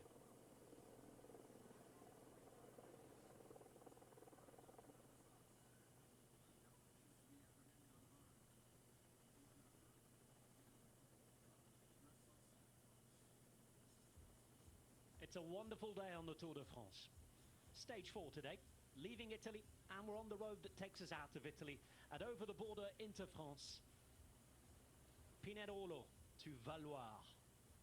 France awaits. This is the peloton. Yellow jersey today on the back of Richard Carapaz. He's now led all 3 Grand Tours as the Ecuadorian. Of course, the Giro d'Italia that he won in 2019. And I was looking earlier on about that victory in 2019, 5 years ago now, when he became the first Ecuadorian, the only Ecuadorian to have won a Grand Tour. And the foundations were laid on a stage that actually started in Pinerolo, where we started today. Way up high in the mountains. And he took time, managed to sneak away. He was riding for Movistar then. He didn't take the yellow jersey, which belonged to Jan Polans, now retired Slovenian. But he took time on the rest of the competitors and wasn't looked at, wasn't controlled by the likes of Nibali and the rest. And it was there he really laid the foundations for an overall victory. And today he starts in Pinerolo in the yellow jersey, as Ecuador becomes the 26th different nation to take the maillot jaune. And for EF Education Easy Post, it's a special day as well. It's the second time in their history, albeit when they were a different team back in 2011, they'll have still been Garmin back then, that they've had the lead of the Tour de France. Thor Hushovd, when he was world champion, exchanged the rainbow jersey for the yellow jersey. I think, memory serves me right, he held it for 6 or 7 days back then. This is the first time as EF Education Easy Post that they've had the yellow jersey. And we heard from their sports director chatting to the brilliant Hannah Walker early on. Charlie Wegelius was saying he was really proud because the first time that he, at any time in cycling as rider or sports director, he'd been involved in a team that had taken the yellow jersey at that time. So brilliant for them. As we're looking at Arnaud Delis, still being well controlled here with his teammates, 50 seconds behind the peloton, and he's certainly, what is it, a good 4.5, almost 5 minutes in front of the green jersey group. Abrahamsen with the rest of the thicker leg sprinters, Adam. I don't understand why they're trying to bring it back. You know, I don't understand why they're riding at this pace in between that's almost 4 minutes behind the green jersey group when it's a very big group that's behind there as well. It's not a small one. They've got this climb to go over. He could knock it back now. So just to make sure, if he rode at 30, maybe 40 watts less, probably get caught by the top of that last climb, cruise down the downhill, and then just roll up that last climb. I don't understand now quite why they're just holding that 1 minute gap or looking like, well, they're probably not trying to bring it back, but just back off. Are they trying to give themselves a bit of a head start and an easier ride on the Galibier, maybe? They don't really need to, though, Robert. I mean, if you look at the peloton now, it's 3 minutes and 2, but then if you go from 3:2 to 8:42, that gap's a lot smaller than what it is to the peloton, you know. So by the time they get to the bottom of Galibier, it's probably going to be, what, 12, 13 minutes? They've got 20 minutes to play with, pretty much, probably even more on the Galibier, and it's not the steepest at the bottom, so that's loads of time that you can lose. And I'm not just saying this for Arnaud de Lee in terms of saving energy. It's more his teammates. De Lee isn't going to really have to roll and do a turn, but it's his teammates who are going to have to do that. And if they can get more of a rest, which ultimately De Lee is going to benefit from in lead-outs and work for the bunch sprints, it's better for all of them. So I just think, you know, just let's look around, ask the sports director how far they're behind, how long have we got to go to the top of this climb, and just back it right off to make sure at the top of the climb you've just done the minimum, basically. If you've been caught, you've been caught, but just do the minimum until you get caught, basically. Well, there's plenty going on today, and we are watching an enthralling race. By the way, Jonathan Harris-Bass does send his regards. He sent me another recipe as well. I won't try and mess it up and read it out, given the rush that we're in today, but I'll direct you to it. I've reposted it. It's on @RobHatchSport on Instagram. Jonathan on his own channel. If you already follow him, you'll have seen it. It's got the full recipe on. Do you want me to read it out? I've got it. Go on then, go on then. Is it Darty Flette? Let me note this down, because I think John wanted to hear your impression yesterday. Right, is it Darty Flette? Is that how you pronounce it? Darty Flette, yeah. Darty Flette. So it's the annual homage, apparently. Don't know what's in it, so I'm going to read out the recipes so you know the ingredients. Sorry, 500 grams of potato, Charlotte potatoes. Apparently, you're going to struggle to find a Charlotte to get them off, but you can give it a go. 2 cloves of garlic, sliced, must be sliced apparently. 2 shallots, diced, so make sure you do that for both of them. 250 grams of lardons, 1 large glass of white wine. He's not put which white wine it is, which is unlike Jono, but I guess it's going in food. 200 millilitres of double cream. That's what's reblochon, Roberto. See, we don't even know. Just get some of that, whatever it is. Reblochon, salt and pepper, and some parsley cheese, to maybe? garnish. Possibly, yes. Oh yeah, it's cheese because it's a type of Gruyere. Sorry, producer Doug's just come in, obviously Adam, that's it. I thought he was going to read it out then. No, he wasn't. Ola's just messaged me as well saying cheese. Thank you very much, everyone. Chuck the oven on 190 or gas mark 5. That's Celsius, not Fahrenheit, otherwise nothing will cook. Place the potatoes in a pan and cover in water and parboil for 5 to 10 minutes. Drain and set to one side. Heat a separate frying pan and then add the shallot, garlic and lardons and cook until they start to brown. Pour in the white wine and stir well to ensure the goodness is in the pan is combined. Cook until almost all the wine is evaporated and then turn off the heat, ladies and gentlemen. Put a layer of potatoes at the bottom of the dish, season and spoon over some of the lardon mix. Repeat this and then pretty much pour over some cream, chuck a bit of cheese on top, whack it in the oven for another 15 minutes. Remove, let it cool down a bit so you don't burn your trap, and enjoy. Thank you. Ladies and gentlemen, I short apologise. of you doing a John O'Harris-Bass impression, the next thing I wanted to hear was Doug doing his best Peter Baxter impression, but we'll see. Yeah, I'm not going to try and do the John O impression. I don't know and insult him. Don't you worry, I heard he was tuning in and rewinding yesterday. I hope you're not in trouble. I hope I'm not, but as I said, ladies and gentlemen, that was a terrible reading of a dish and how to cook it with the ingredients. Just go to Jono's Instagram or Rob's on there because it is on there. It does sound quite nice, to be fair. This is Claviere, and it's the last town in Italy. It's the first town that we found when Carlton, Sean and I crossed the border that time looking for some good food and coffee.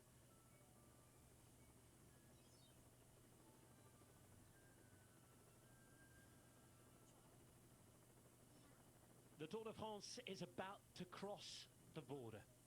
The Tour de France is coming home. There's Claviere. leaving Italy and heading into France. Leaders of the race, all 17 of them.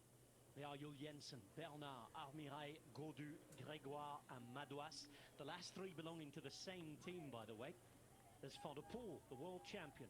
Williams, the Welshman. Lascano, Garcia, Pierna and Rodriguez, the Spaniards.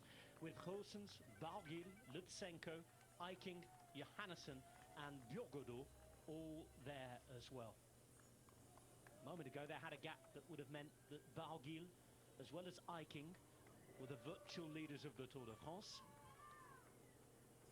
This is Barguil, who's not too far off in terms of the GC. But the gap surely with the Galibier to come, as it stands on this stage, not good enough to allow them to go on and win the stage. There's still 70 kilometers to go, however, and the world champion is the world champion. Looks mint, doesn't he? Always does. Class act. Right there. I was really privileged to sit down and have a chat with him, Adam, earlier this year, and we published the chat on the Gruppetto. I went to Germany to his bike sponsors HQ to meet him, and yeah, a really friendly guy, interesting answers, willing to talk, not really hiding anything from his career. And if you want to watch that, that is still on our YouTube channel at Eurosport Cycling. And the latest episode of the Gruppetto is out today, actually. It's a short one because we know there was no rest day yesterday. 10 minutes of your time. We've got an interview with Derek G. And of course, I recap the first couple of stages, as well as letting you know that the Thüringen Ladies Tour was on last week, and you'll see who won that as well. So through Clavier we go. Producer Dog, by the way, tells me that the Montgenèvre golf course is an interesting one because there are 9 holes to play in each country. So you play half your round in Italy, half your round in France. What a load of gobbledygook. I quite like that. It's golf, I can't get my head around. No offence to any golfers out there. There's 2 of them in here, Robbie and Doug, but I just can't get my head around it. Last time I went to play golf, I was on a driving range. You know, a little roof that sticks over it. I put so many holes in it, just hitting the balls up to that roof by accident. I just could not do it. So you're more happy Gilmore than Tiger Woods? Yeah, I'd say so, yeah. I can slay at that Tiger Wolf stuff. Tiger Wolf? Theory, me. Stick to cycling, Adam. Roberto, come off it. I reckon I could be a good golfer with 3 weeks training. When you set your mind and train for things, you certainly do very well. Yeah, I was only going to say that because that's what my cycling career was. So 3.5 days and the Tour de France comes home. Across the border, and after a grande partenza, a grand départ that took in Florence, Rimini, Cesenatico, Bologna, Piacenza, Torino and Pinerolo. We've been up to Sestria, we've been up Montgenèvre. The Tour is home with only another of the 4 nations cross this year to be visited. That comes on the final day when the time trial leaves Monaco. So 17 riders up here, 2.5 minutes. It looks as though the pace being set, Adam, behind by UAE and Visma has just brought it down a little again, and they're sort of keeping it very much in touch. I think this break to them it's a time gap, you know, it's a time gap in relevance to if they want to catch them or not. They ain't going to be too bothered about it. It doesn't matter if they catch them now, it doesn't catch them if they catch them later on. They'll still just keep doing the same things. Niels Pollitt will be setting that tempo on the front that is just hard enough, that's starting to hurt the legs a bit. Let's not forget the altitude they've been over already, that altitude that they've got to come. So I think this is just going to be very much a wearing down process for a lot of them, as they did in the Giro. Just rode that niggly tempo all day and just gradually got faster and faster. And I can see it happening today in the way that they're riding. It's I can't see it being a shock today if Tadej goes on the attack for me. Time perhaps for a first big Alpine shake-up of the general classification at this year's Tour. So we've moved into France, somewhere in the Auvergne-Rhône-Alpes region.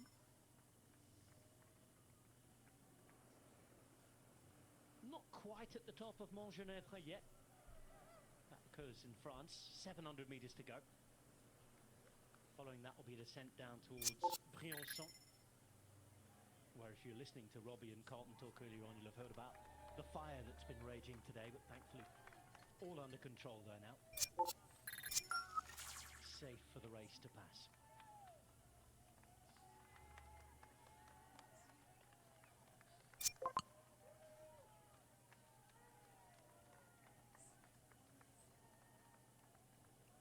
Continuing to roll through, the gap's come down now to 2:21. It's come down so much that the two best placed riders are no longer the virtual leaders of this tour. Eiking and Barguil. And if you're tuning in a little later today, it's Richard Carapaz who leads after what was an historic day on two fronts. Ecuador taking that first yellow jersey, but what an incredible day for Eritrean cycling. Biniam Girmay becoming the first black African rider to win a stage of the Tour de France. In terms of riders from his continent, joining Daryl Impey and Robbie Hunter, previous winners from South Africa.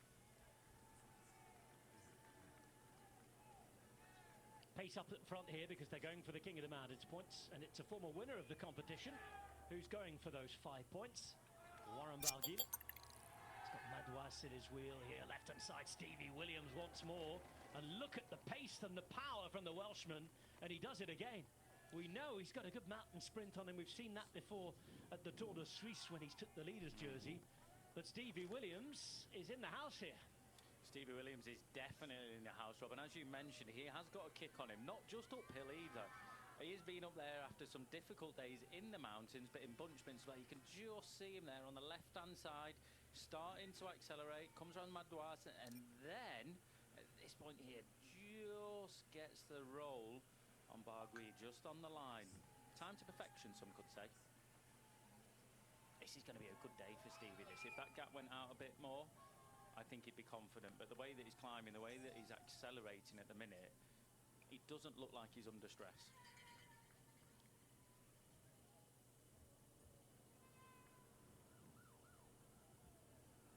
Descending now to Briançon. And Robbie McEwen is back. Finish my lunch. Chuck that down quickly. Yeah, chicken breast, broccolini, and some creamy mash. We are all on the kip today, aren't we? Le poulet. You've got to call it now, Adam.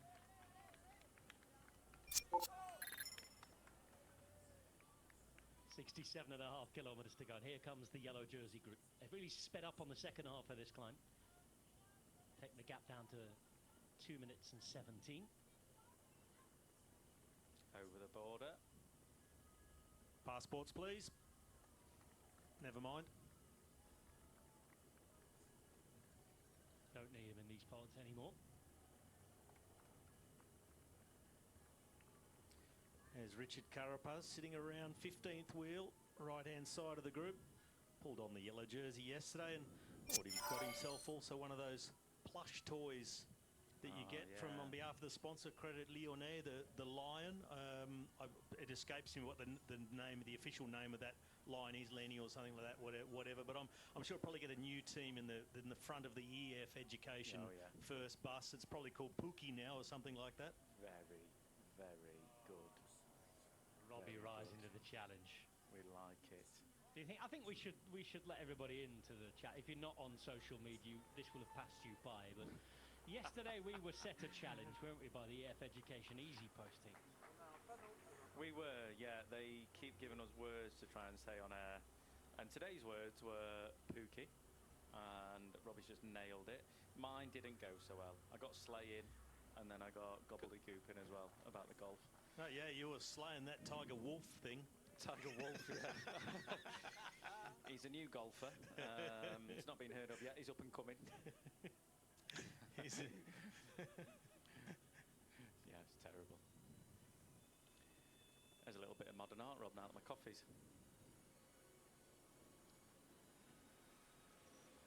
This is the modern peloton descending.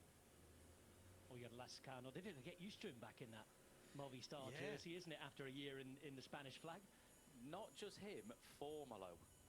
Formula Yes. in the Movistar kit is like near on it. You can only recognise him when you see him from a head-on shot or over the top, which generally is the only two shots we get. I know. Yeah, his sort of riding style gives him away Yeah. a little bit. He's recognisable, but it's hard after seeing him for so long in the UAE kit, doing what he's done. And but yeah, now in the Movistar, the first time I saw him, day before yesterday, I spotted him and went, oh, that's Formula. Yeah, exactly. Yeah. When did he join Movistar again? Some news from the top there. We saw Stevie Williams taking the maximum 5 points on the Col de Montgenèvre, and those 5 points added to the others he took at the top of Sestriere move him into third place in the King of the Mountains competition. He's still a good 14 points behind Jonas Abrahamsen. Of course, there are 20 available at the top of the Galibier. However, there's a lot to come if all the riders approach that. And not a lot of gap. Robbie, it's come down by almost a minute in the last 10 Ks. Yeah, this group off the front, they just haven't really pushed on enough to give themselves a fighting chance, at least not just yet. We do have Mathieu van der Poel gone to the front on this descent, pushing the pace, pedaling in the little straights, heavy on the brakes, lining up the apexes, but they needed to push on earlier to build a big gap.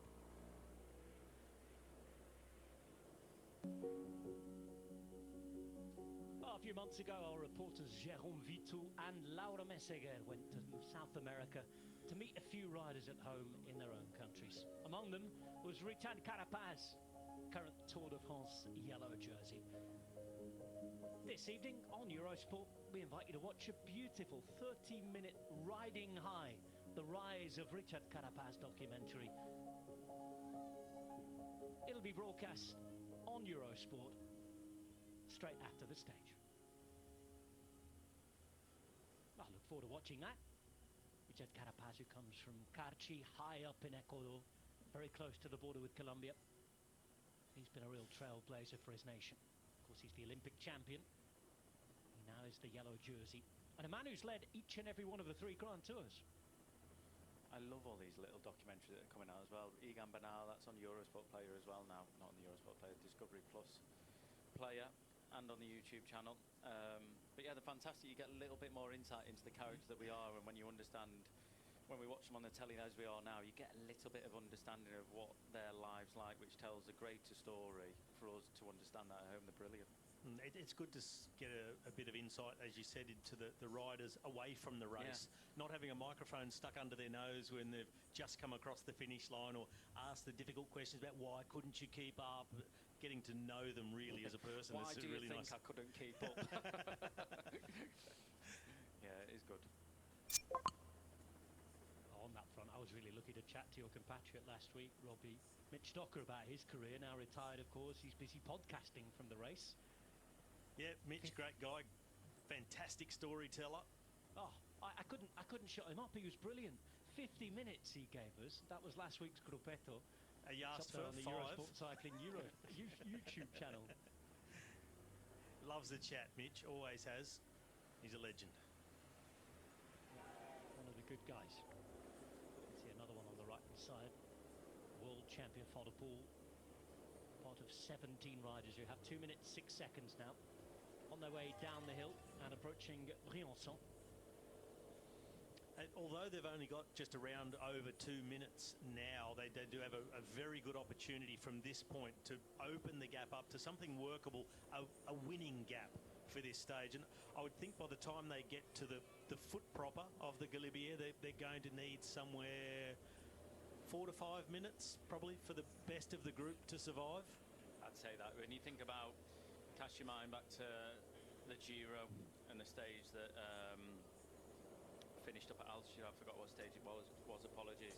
But when Pogacar went on the attack and he took about 3 minutes out of Quintana, Livigno took about 3 minutes out of Quintana in the space of about 6 kilometres. They're definitely going to need about 5 minutes minimum. Yeah, it goes. When it goes so quick. Yeah. But there's, even though these are all strong riders, because the break went at a difficult time, high speed, dragging up the valley, there are riders here who are playing a bit more of the passenger role.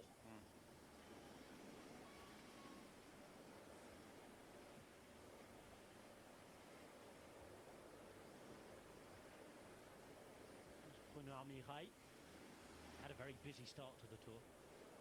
His partner gave birth less than 48 hours before the start. Wow. Really had a rush off afterwards. What a way to start the tour, though. And he took a little tumble yesterday too. I had the impression he had a rear puncture, which led to him just losing it on a bend going into a large roundabout. It would have been a really strange place to just fall off. And I took a closer look, and I was pretty sure I could see his back tyre had lost all the air out of it, and that was the end of his ride for yesterday. Well, apart from the bit dribbling into the finish, but that was the end of his ride with the bunch at least. Congratulations, though, Tim, and his partner as well. He'll be looking forward to Friday as his next big day after this. That's the time trial. As we see Carapaz there in the yellow jersey following on. 56 back. That Deli group that Adam was talking about now at 6:47, and well, Adam talked about 12 minutes maybe in the valley. Oh, he knows what he's talking about, does our Adam. It's currently 11:52. Not far off. It's only because I've been in that gruppetto quite a bit, Rob.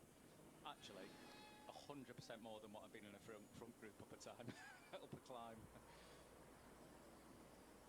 Have you ever made it over the big mountain passes in the front group and been like, what on earth am I doing here? Oh, well, only when it's been going really easy. First mountain of the day, and there was a bit of a ceasefire, a complete truce, and the peloton would ride over together. I've made it over a couple of others with the peloton when it was going a bit harder, but I can count them on one thumb. Yeah. I just remember one year in my early tour career, we got to the top of the Col de Mont, and myself and Stuart O'Grady looked at each other and went, what on earth are we doing here? And we're just sort of celebrating the fact that we weren't dropped, and we could then choose when we sat up and went into the group. It made an easier day. Split here. Whoa! Split here. Yellow jersey caught just behind it. Looks as though Roglic is in this one, as are the Ineos riders. It's a Looking deliberate behind, split. Carapaz is there, and EF Education Easy Post have got work to do. They're already putting him under pressure. They're not messing about whatsoever here with Pollitt pulling, and the game is on. The game is properly on there. So Carapaz stuck behind. Jonas Vingegaard was in that front group as well. He had Tish Benutra sat, but he was about 10 or 15 positions back. Also, Remco is in that group. Didn't see Roglic where he was. I'm still struggling to make him out in that new Red Bull kit, but the gap's not too big. But this will come back together, but it's just hurting the legs of everyone else. You know, just taking that opportunity. You can't relax. We're going to make it hard for you. Pogačar, just in that previous shot, he just sort of put his hands out to say, we're good, don't ride too hard. But it's nothing to stress about this for this group behind, but it's just enough to go, stress. You need to be on it. You need to stay in front a little bit more. When we get to the top of the Glibia, you need to be right towards the front. 75 k's an hour they're going right now. Kelderman caught in this group too, but it's back together. Your television viewers rejoin us as a split that formed on the descent in the GC group has just come back together, and it was the general classification leader Richard Carapaz who was caught out. And UAE Emirates, through a couple of riders at the front, most principally Niels Pollitt, were not messing about. They were putting the hammer down. And by the way, if you don't want to miss another moment like that, make sure you join us on Discovery Plus, where it is live, uninterrupted, and on demand each and every stage at the tour. I've got to say, I'm a little bit surprised at that move itself. Okay, if it splits in the descent and you're riding tempo on the front of the bunch, you just keep riding, but the intensity with which Tim Wellens and Niels Pollitt were hitting the front at this moment with what is essentially a very small split. Yes, some riders got a little bit caught out, but to do it then, I would be surprised if it was Tadej Pogačar who gave the call to drill it like that. It seems a bit desperate. I just think that's just seeing a little gap coming off the descent, and as we saw, there was a tiny little kicker, and those little kickers where you can just keep that speed up a little bit, if you just squeeze over them ever so slightly, you can just keep that speed to make it easier just after that. They might have noticed a split and gone, let's just have a little play, let's hurt the legs a little bit. I find I've just got to take a moment for this magnificence.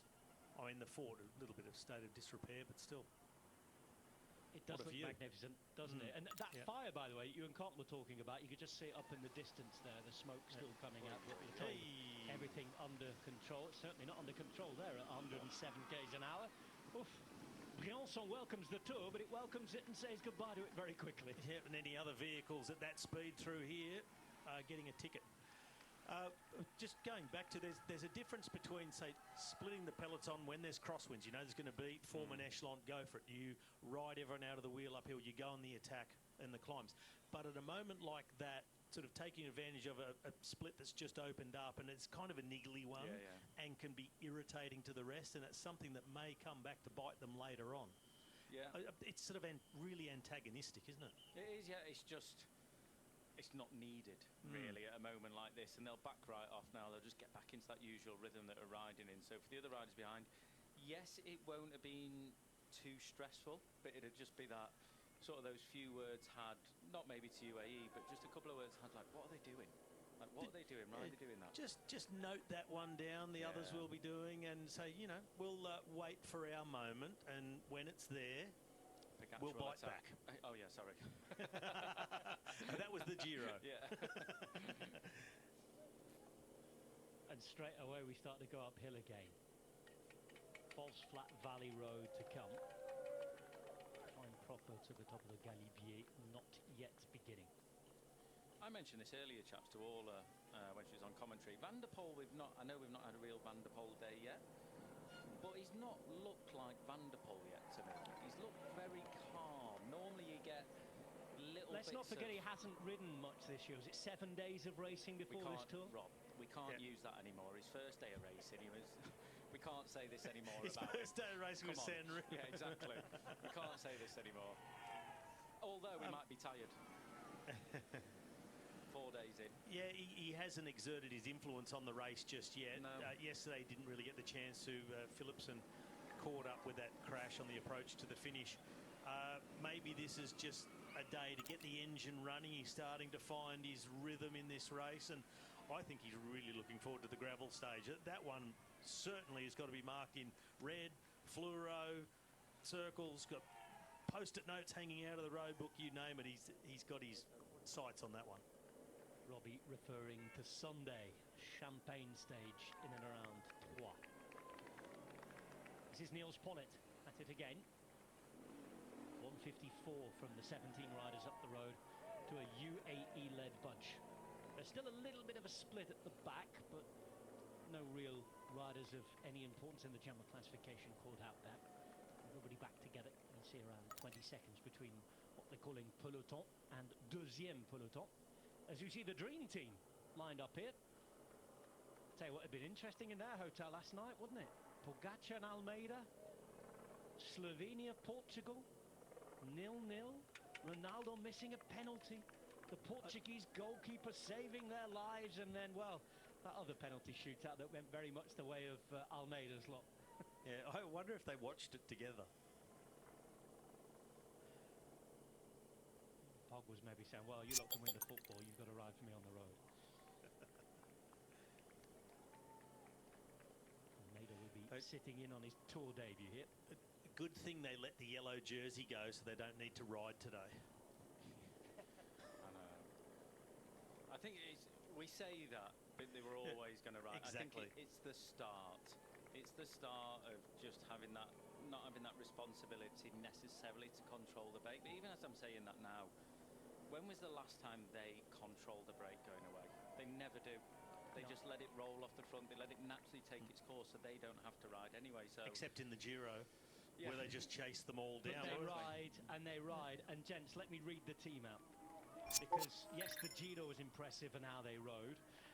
I said dream team then. I don't think I was exaggerating, because led by Tadej Pogačar, you have an 8 that consists of João Almeida, Juan Ayuso, Niels Pollitt, Pavel Sivakov, Marc Soler, Tim Wellens, and Adam Yates, who last year, by the way, was on the podium of the Tour de France. it's just nuts. Not a bad side, Jeff.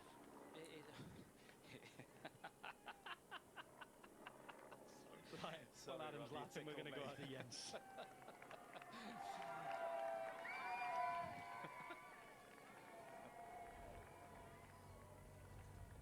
Behind the breakaway and from what I can see and what I heard from the teams and the team cast, the team directors, nobody here believes we will see a yellow jersey change to somebody in the first group. They know we all here, if we are lucky, for a breakaway. But even though it's, they don't really believe in it anymore. That's why the first group is not really aggressively pushing it. Just riding along and hope for the best. But you know the chances are 80% at least with the peloton. With the peloton is the yellow jersey. So here is my question or a topic to discuss for the commentators. If Richard Carapaz wants to keep his yellow jersey, how is he going to do it? If Vingegaard or Pogacar going to attack? Does Carapaz in yellow need to attack to gain some time on them? Or will he be able to outsprint them? So, here's a little discussion for you and for the viewers. How will Richard Carapaz try to keep his yellow jersey? And back to you, folks, now. Back to you, commentators. I always enjoy Jens' question, and we're going to have a new moderator of the discussion from here to the end in a moment. But before I hand you to Carlton Kirby, just a reminder of where we are going. The Galibier. Henri Desgranges, famous early director of the Tour de France, sent riders up here in 1911, a year after being called a murderer by the riders of the Tour de France when he'd sent them up the Tourmalet for the first time. This is 2024. But this is still a mightily difficult undertaking. Never has the Tour gone so high so early, and to take you up the Galibier, it is Carlton Kirby. Thank you, Rob. Well, the eternal question, do you want to be the hammer or do you want to be the anvil? And today, I guess, at least in this tour, we're certainly going to find part of that answer potentially. Let's wait and see, shall we? I've decided to go for some art shots while we have this long introduction to the Galibier. Once we get over the top of it, it's all going to be about descending it. Well, plenty of teams have actually spent an awful lot of time previewing the descents. And in fact, when we crested Sestriere, half of the remaining distance was about descending. Had some climbs as well. Steve Williams has really made his mark. He's already imposed himself on the King of the Mountains competition. Not leading it just yet. That's still Abramson, who indeed amassed so many points in the opening couple of days where we had so much climbing, that he still holds a margin in that competition. Still wears green as well.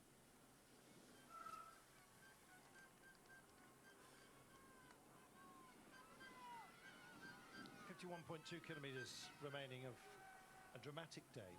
Galibier is up ahead. It's Henri Desgranges. It's the ceiling of the Tour de France, 2,642 meters above sea level. Translated into feet, it's around 8,000 or 9,000.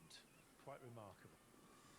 Well, looking at those who may or may not be suffering today is going to be part of our entertainment and indeed their sufferance for their task.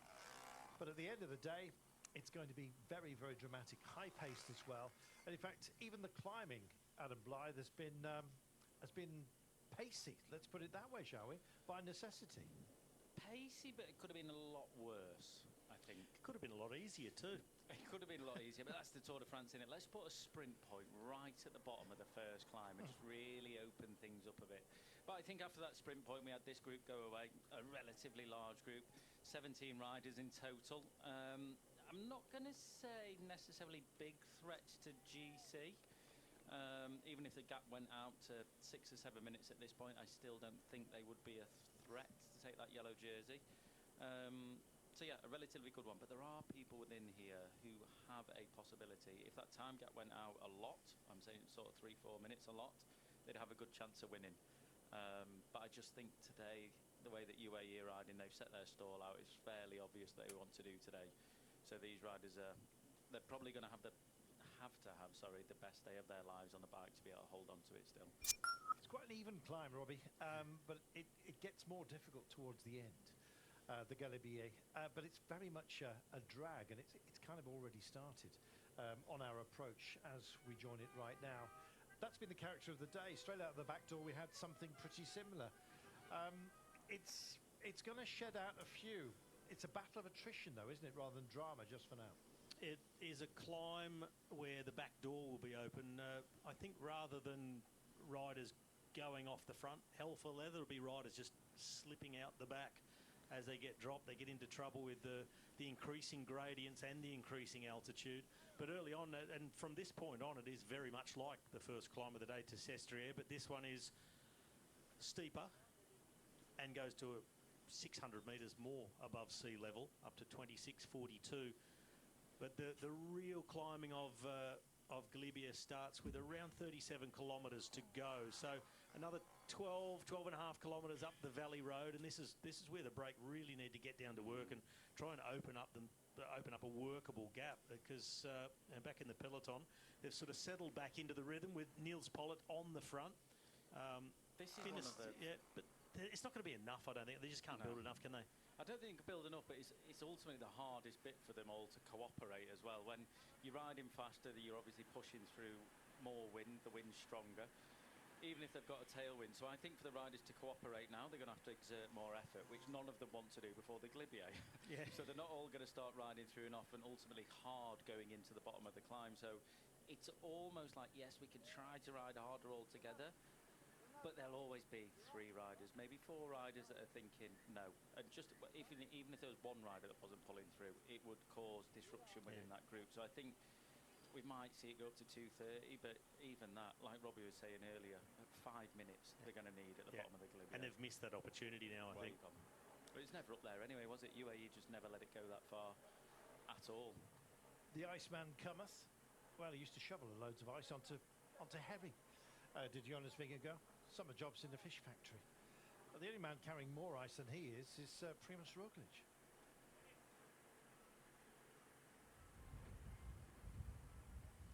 So, as we are heading towards the Galibier, I can see the snow-covered mountains just ahead of me. Not everything is covered in snow, but there's big portions of snow still left. In case you wonder why the race is relatively slow in terms of speed, we got some pretty good headwind going on here. That's why it is a little slower in terms of speed. It's still super hard, it's still the tour, but we are slower because it's headwind.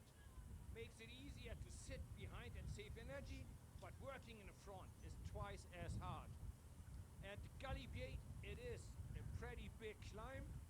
The weather on top, as I can see the top, there's a few more clouds, but it will be stable. Sunny, partly cloudy, but for sure dry, so that's good news for the riders. It will dry on the uphill and also on the downhill.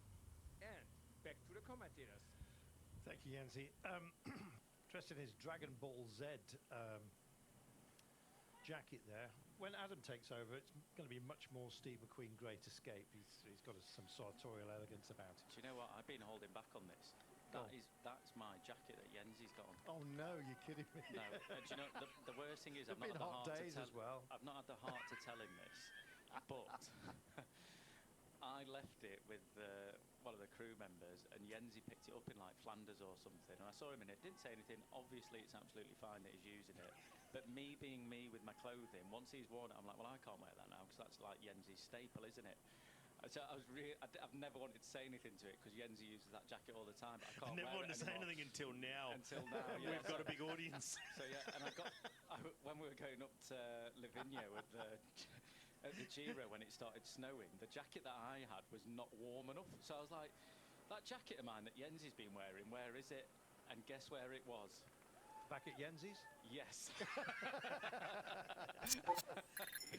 So yeah, Jensi, you're welcome.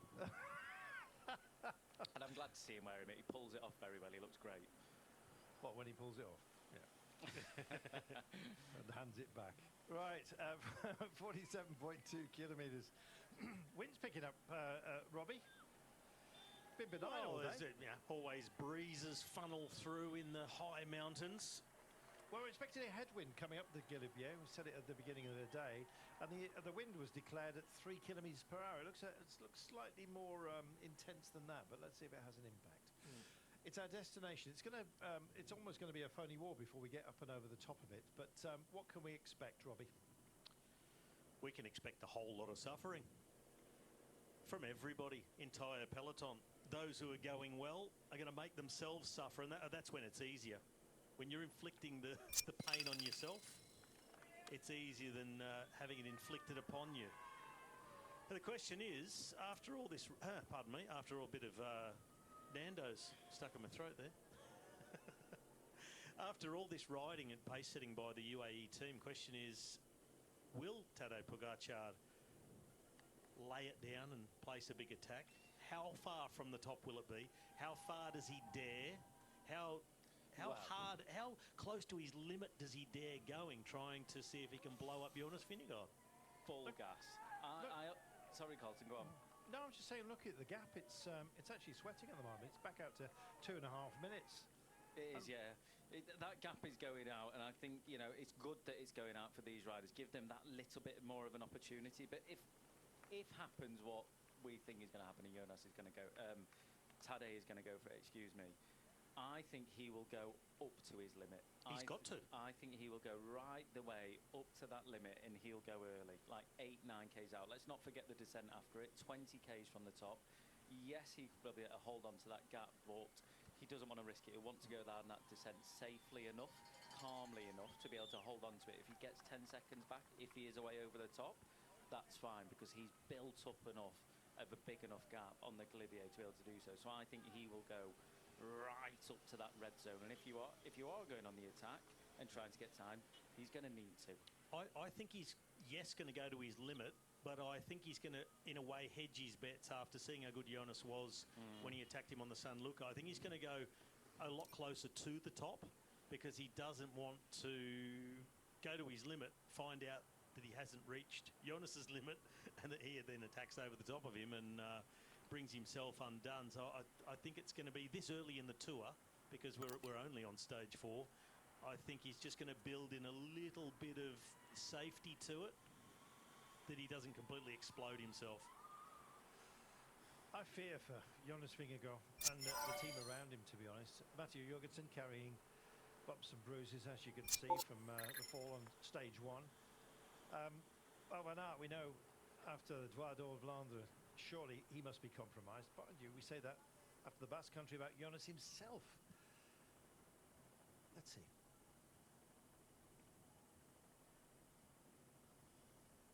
Before we came to the tour, there was rumours that Tadej Pogacar had been suffering from COVID. That, by degrees, has a varying impact on those who suffer it. Some, of course, elite athletes generally tend to recover very quickly, but we were worried about its percentage and how it would knock back. Likewise, Richard Carapaz, crashing the Tour of Switzerland, 10 days off the bike. Immediately before the tour, they thought they're going to have to gently toast him before he was set ablaze on the last couple of weeks of the tour, and already he's in yellow. It's a conundrum. I just don't know how to unpick it, Robbie. Well, that's the thing with these elite athletes, and a guy like Richard Carapaz, that 10 days, despite the fact he had a few injuries, well, they were inside his mouth, at least you don't have to pedal with your mouth. He had stitches put in the injuries. You got to talk a big game sometimes. You've got to eat a big game to get in this race as well. Well, it could have served two purposes. You know, eating a little bit less, leaning down for the tour without even training. Exactly. But the lack of training could have actually served just to really freshen him up without losing any real perceptible amount of fitness. There's your virtual classification with Warren Barguil, who, from this front group, has got to be one of those who could possibly deliver something. Alexei Litsenko will believe that he's got a chance as well. He's back at the car at the moment, just getting himself a gentle slingshot. No foul, no favour there. Just stocks that bottle and just... I think battle plan for him is to do something exceptional. We were asking questions as to where the focus, of course, lies for Astana, Kazakhstan, and maybe a day after yesterday's long stage, which was rudely interrupted by a crash late on that held up Mark Cavendish. But Litsenko thought, you know what, I'm going to have a go. And Alexei Litsenko is a hero back in Kazakhstan. He's been national champion many times, not carrying the national bands this time by, but he's got a chance today to remind everybody that he's still here. He's shed so much time, has Litsenko. He's 31 minutes and 34 down. Part of the reason is the duties that he's been on looking after Mark Cavendish through the mountains. Today, he's got a free hand, quite clearly. He's up front. But there are some other very good riders who find themselves in the front group, and it's been causing a little bit of worriment. The gap has sweated out now to just over 2.5 minutes. We expect it not to be enough. But sometimes any gap can be enough, provided you've got the class. And I think, Adam, there may well be a couple here who have. Yes, there will be. Sorry, Carl, my phone just went absolutely bonkers then while I was we're trying to figure out whose it was ringing in the commentary booth. Marimba is his preferred ringtone. Go on. It is, with a remix on it as well, though, so it's a little bit different to it. Apologies, Carlton. Through that thing, I've just completely forgot what you said. I glossed over it. Sorry. I was basically asked to pick out who from the breakaway might survive. Stevie Williams. Oh, that'd be nice. Welcome back, those of you who have been away. You've missed an awful lot, including Adam Blythe's ringtone. Apologies.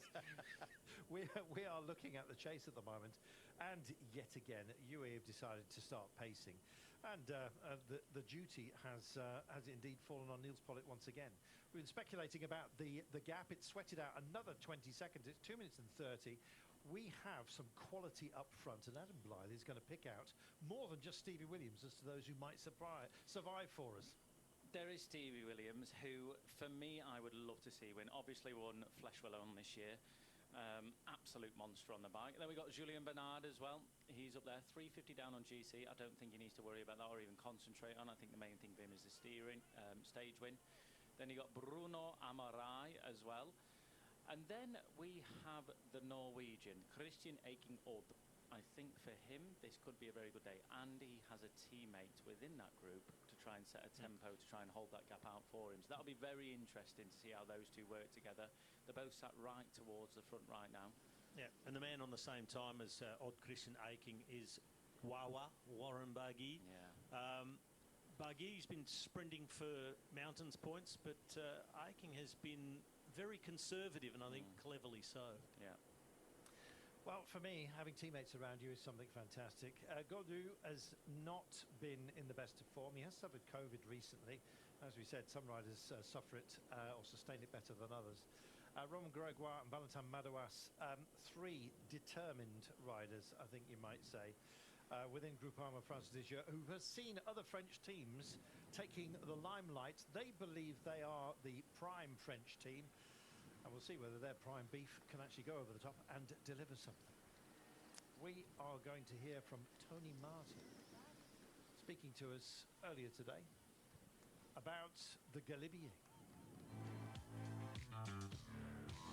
Ja, ich finde es nach wie vor sehr, sehr kritisch, dass Well, I man still jetzt find it hier very, very critical that these finishes are built after a very high mountains, and where the GC riders are already pushing themselves to the absolute limit, and they have to give 100% and sometimes 110% in order to actually take the descent again and then go full risk and really haggle over seconds battle.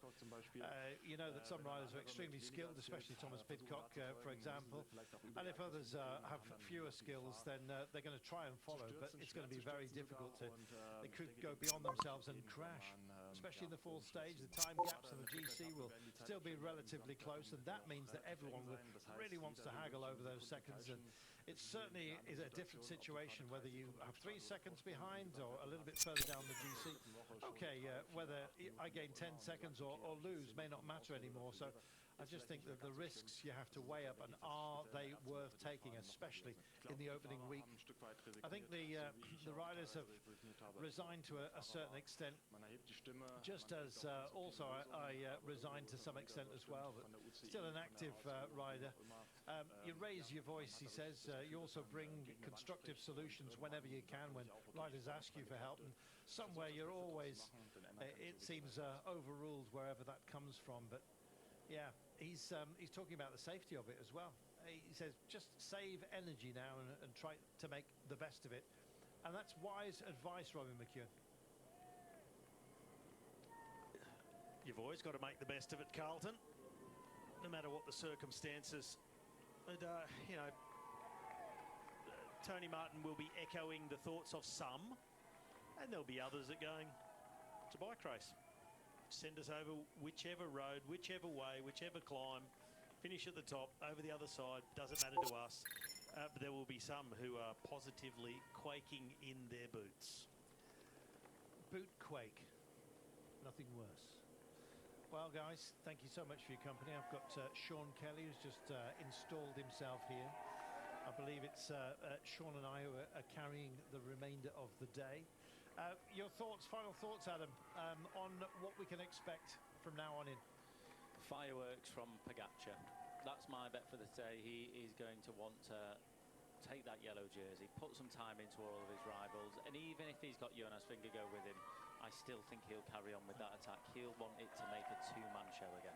And, you know, I think even before an eventual Pogacar attack, with their star-studded lineup at UAE, they're going to use all of their resources to see if they can put Jonas Vingegaard in trouble before Pogacar even needs to hit the front. After all, you've got the likes of Adam Yates, who was third in the Tour de France last year. He should be able to do enough damage. They can read the signs, read the tea leaves of Jonas Vingegaard before Pogacar makes his move. Well, we heard from Jens Vogt trying to call Adam Yates about his jacket a little bit earlier on today. We'll see indeed whether that one is resolved over the next few days. For the time being, we settle ourselves in and we run for home. Sean Kelly, it feels very nervous.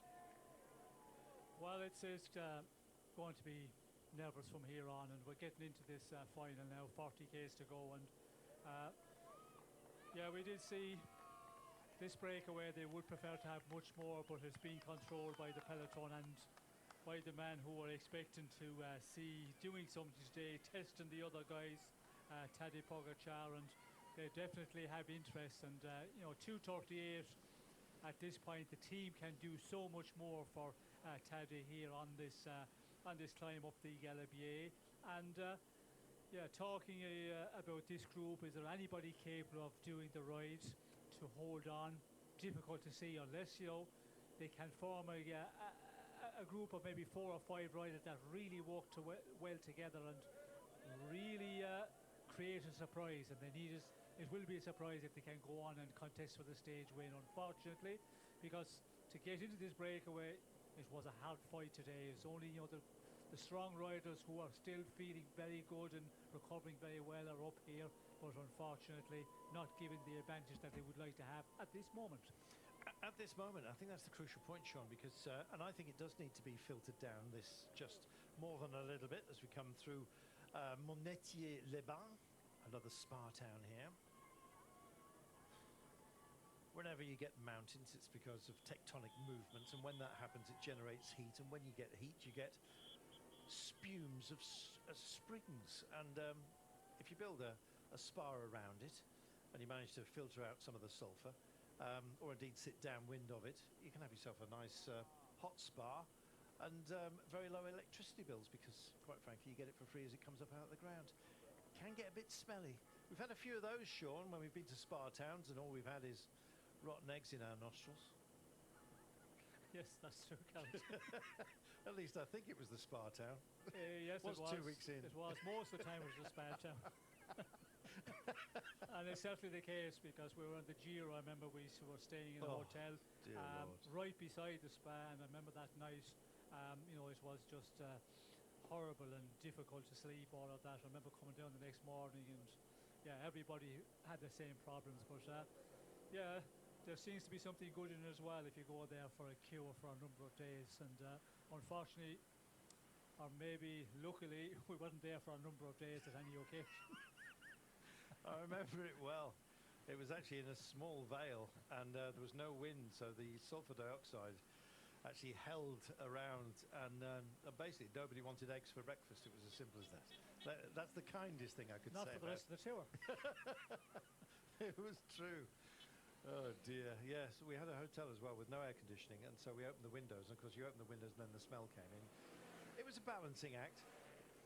19.6 kilometres until we get to the top of the Galibier, Sean. It gets more focused towards the top, this climb. It's been a drag so far. However, the percentages are going to start to kick up. They'll be registered on your screen for you, so you can keep in touch with just how they are going. It's the distance, though, Sean, of this climb that is so telling, isn't it? Yes, well, balancing act, that is the situation out here on the road. And for the breakaway, the balance, I think, is going the wrong way. It looks like to be, you know, the peloton here, as we can see. Niels Pollard just continuing on to set this real fast pace, a strong pace. And he's a rider on this sort of gradient. We can see at the rear there, the way the splits are appearing. Riders starting to get into difficulty. It looks like the wind is coming from the left-hand side, so riders are totally over to the right-hand side of the road, trying to get as much shelter as possible. But this is causing, you know, a lot of suffering here, and you know, giving sore legs to a lot of riders before we get onto the more steep gradients. But you know, the Col de l'Auterre, when we get to there, that's 27 kilometers from the finish, and that's where we go to the real vital point of the stage. We're at over 2,000 meters, 2,061 meters exactly, and then we're 8.5 to the top of the Galibier. That's where it can really kick in. We know about the altitude over that 2,000 meters, and that's where we could see, you know, riders getting into difficulty. And when the fireworks start back in the big favourites group, they will be.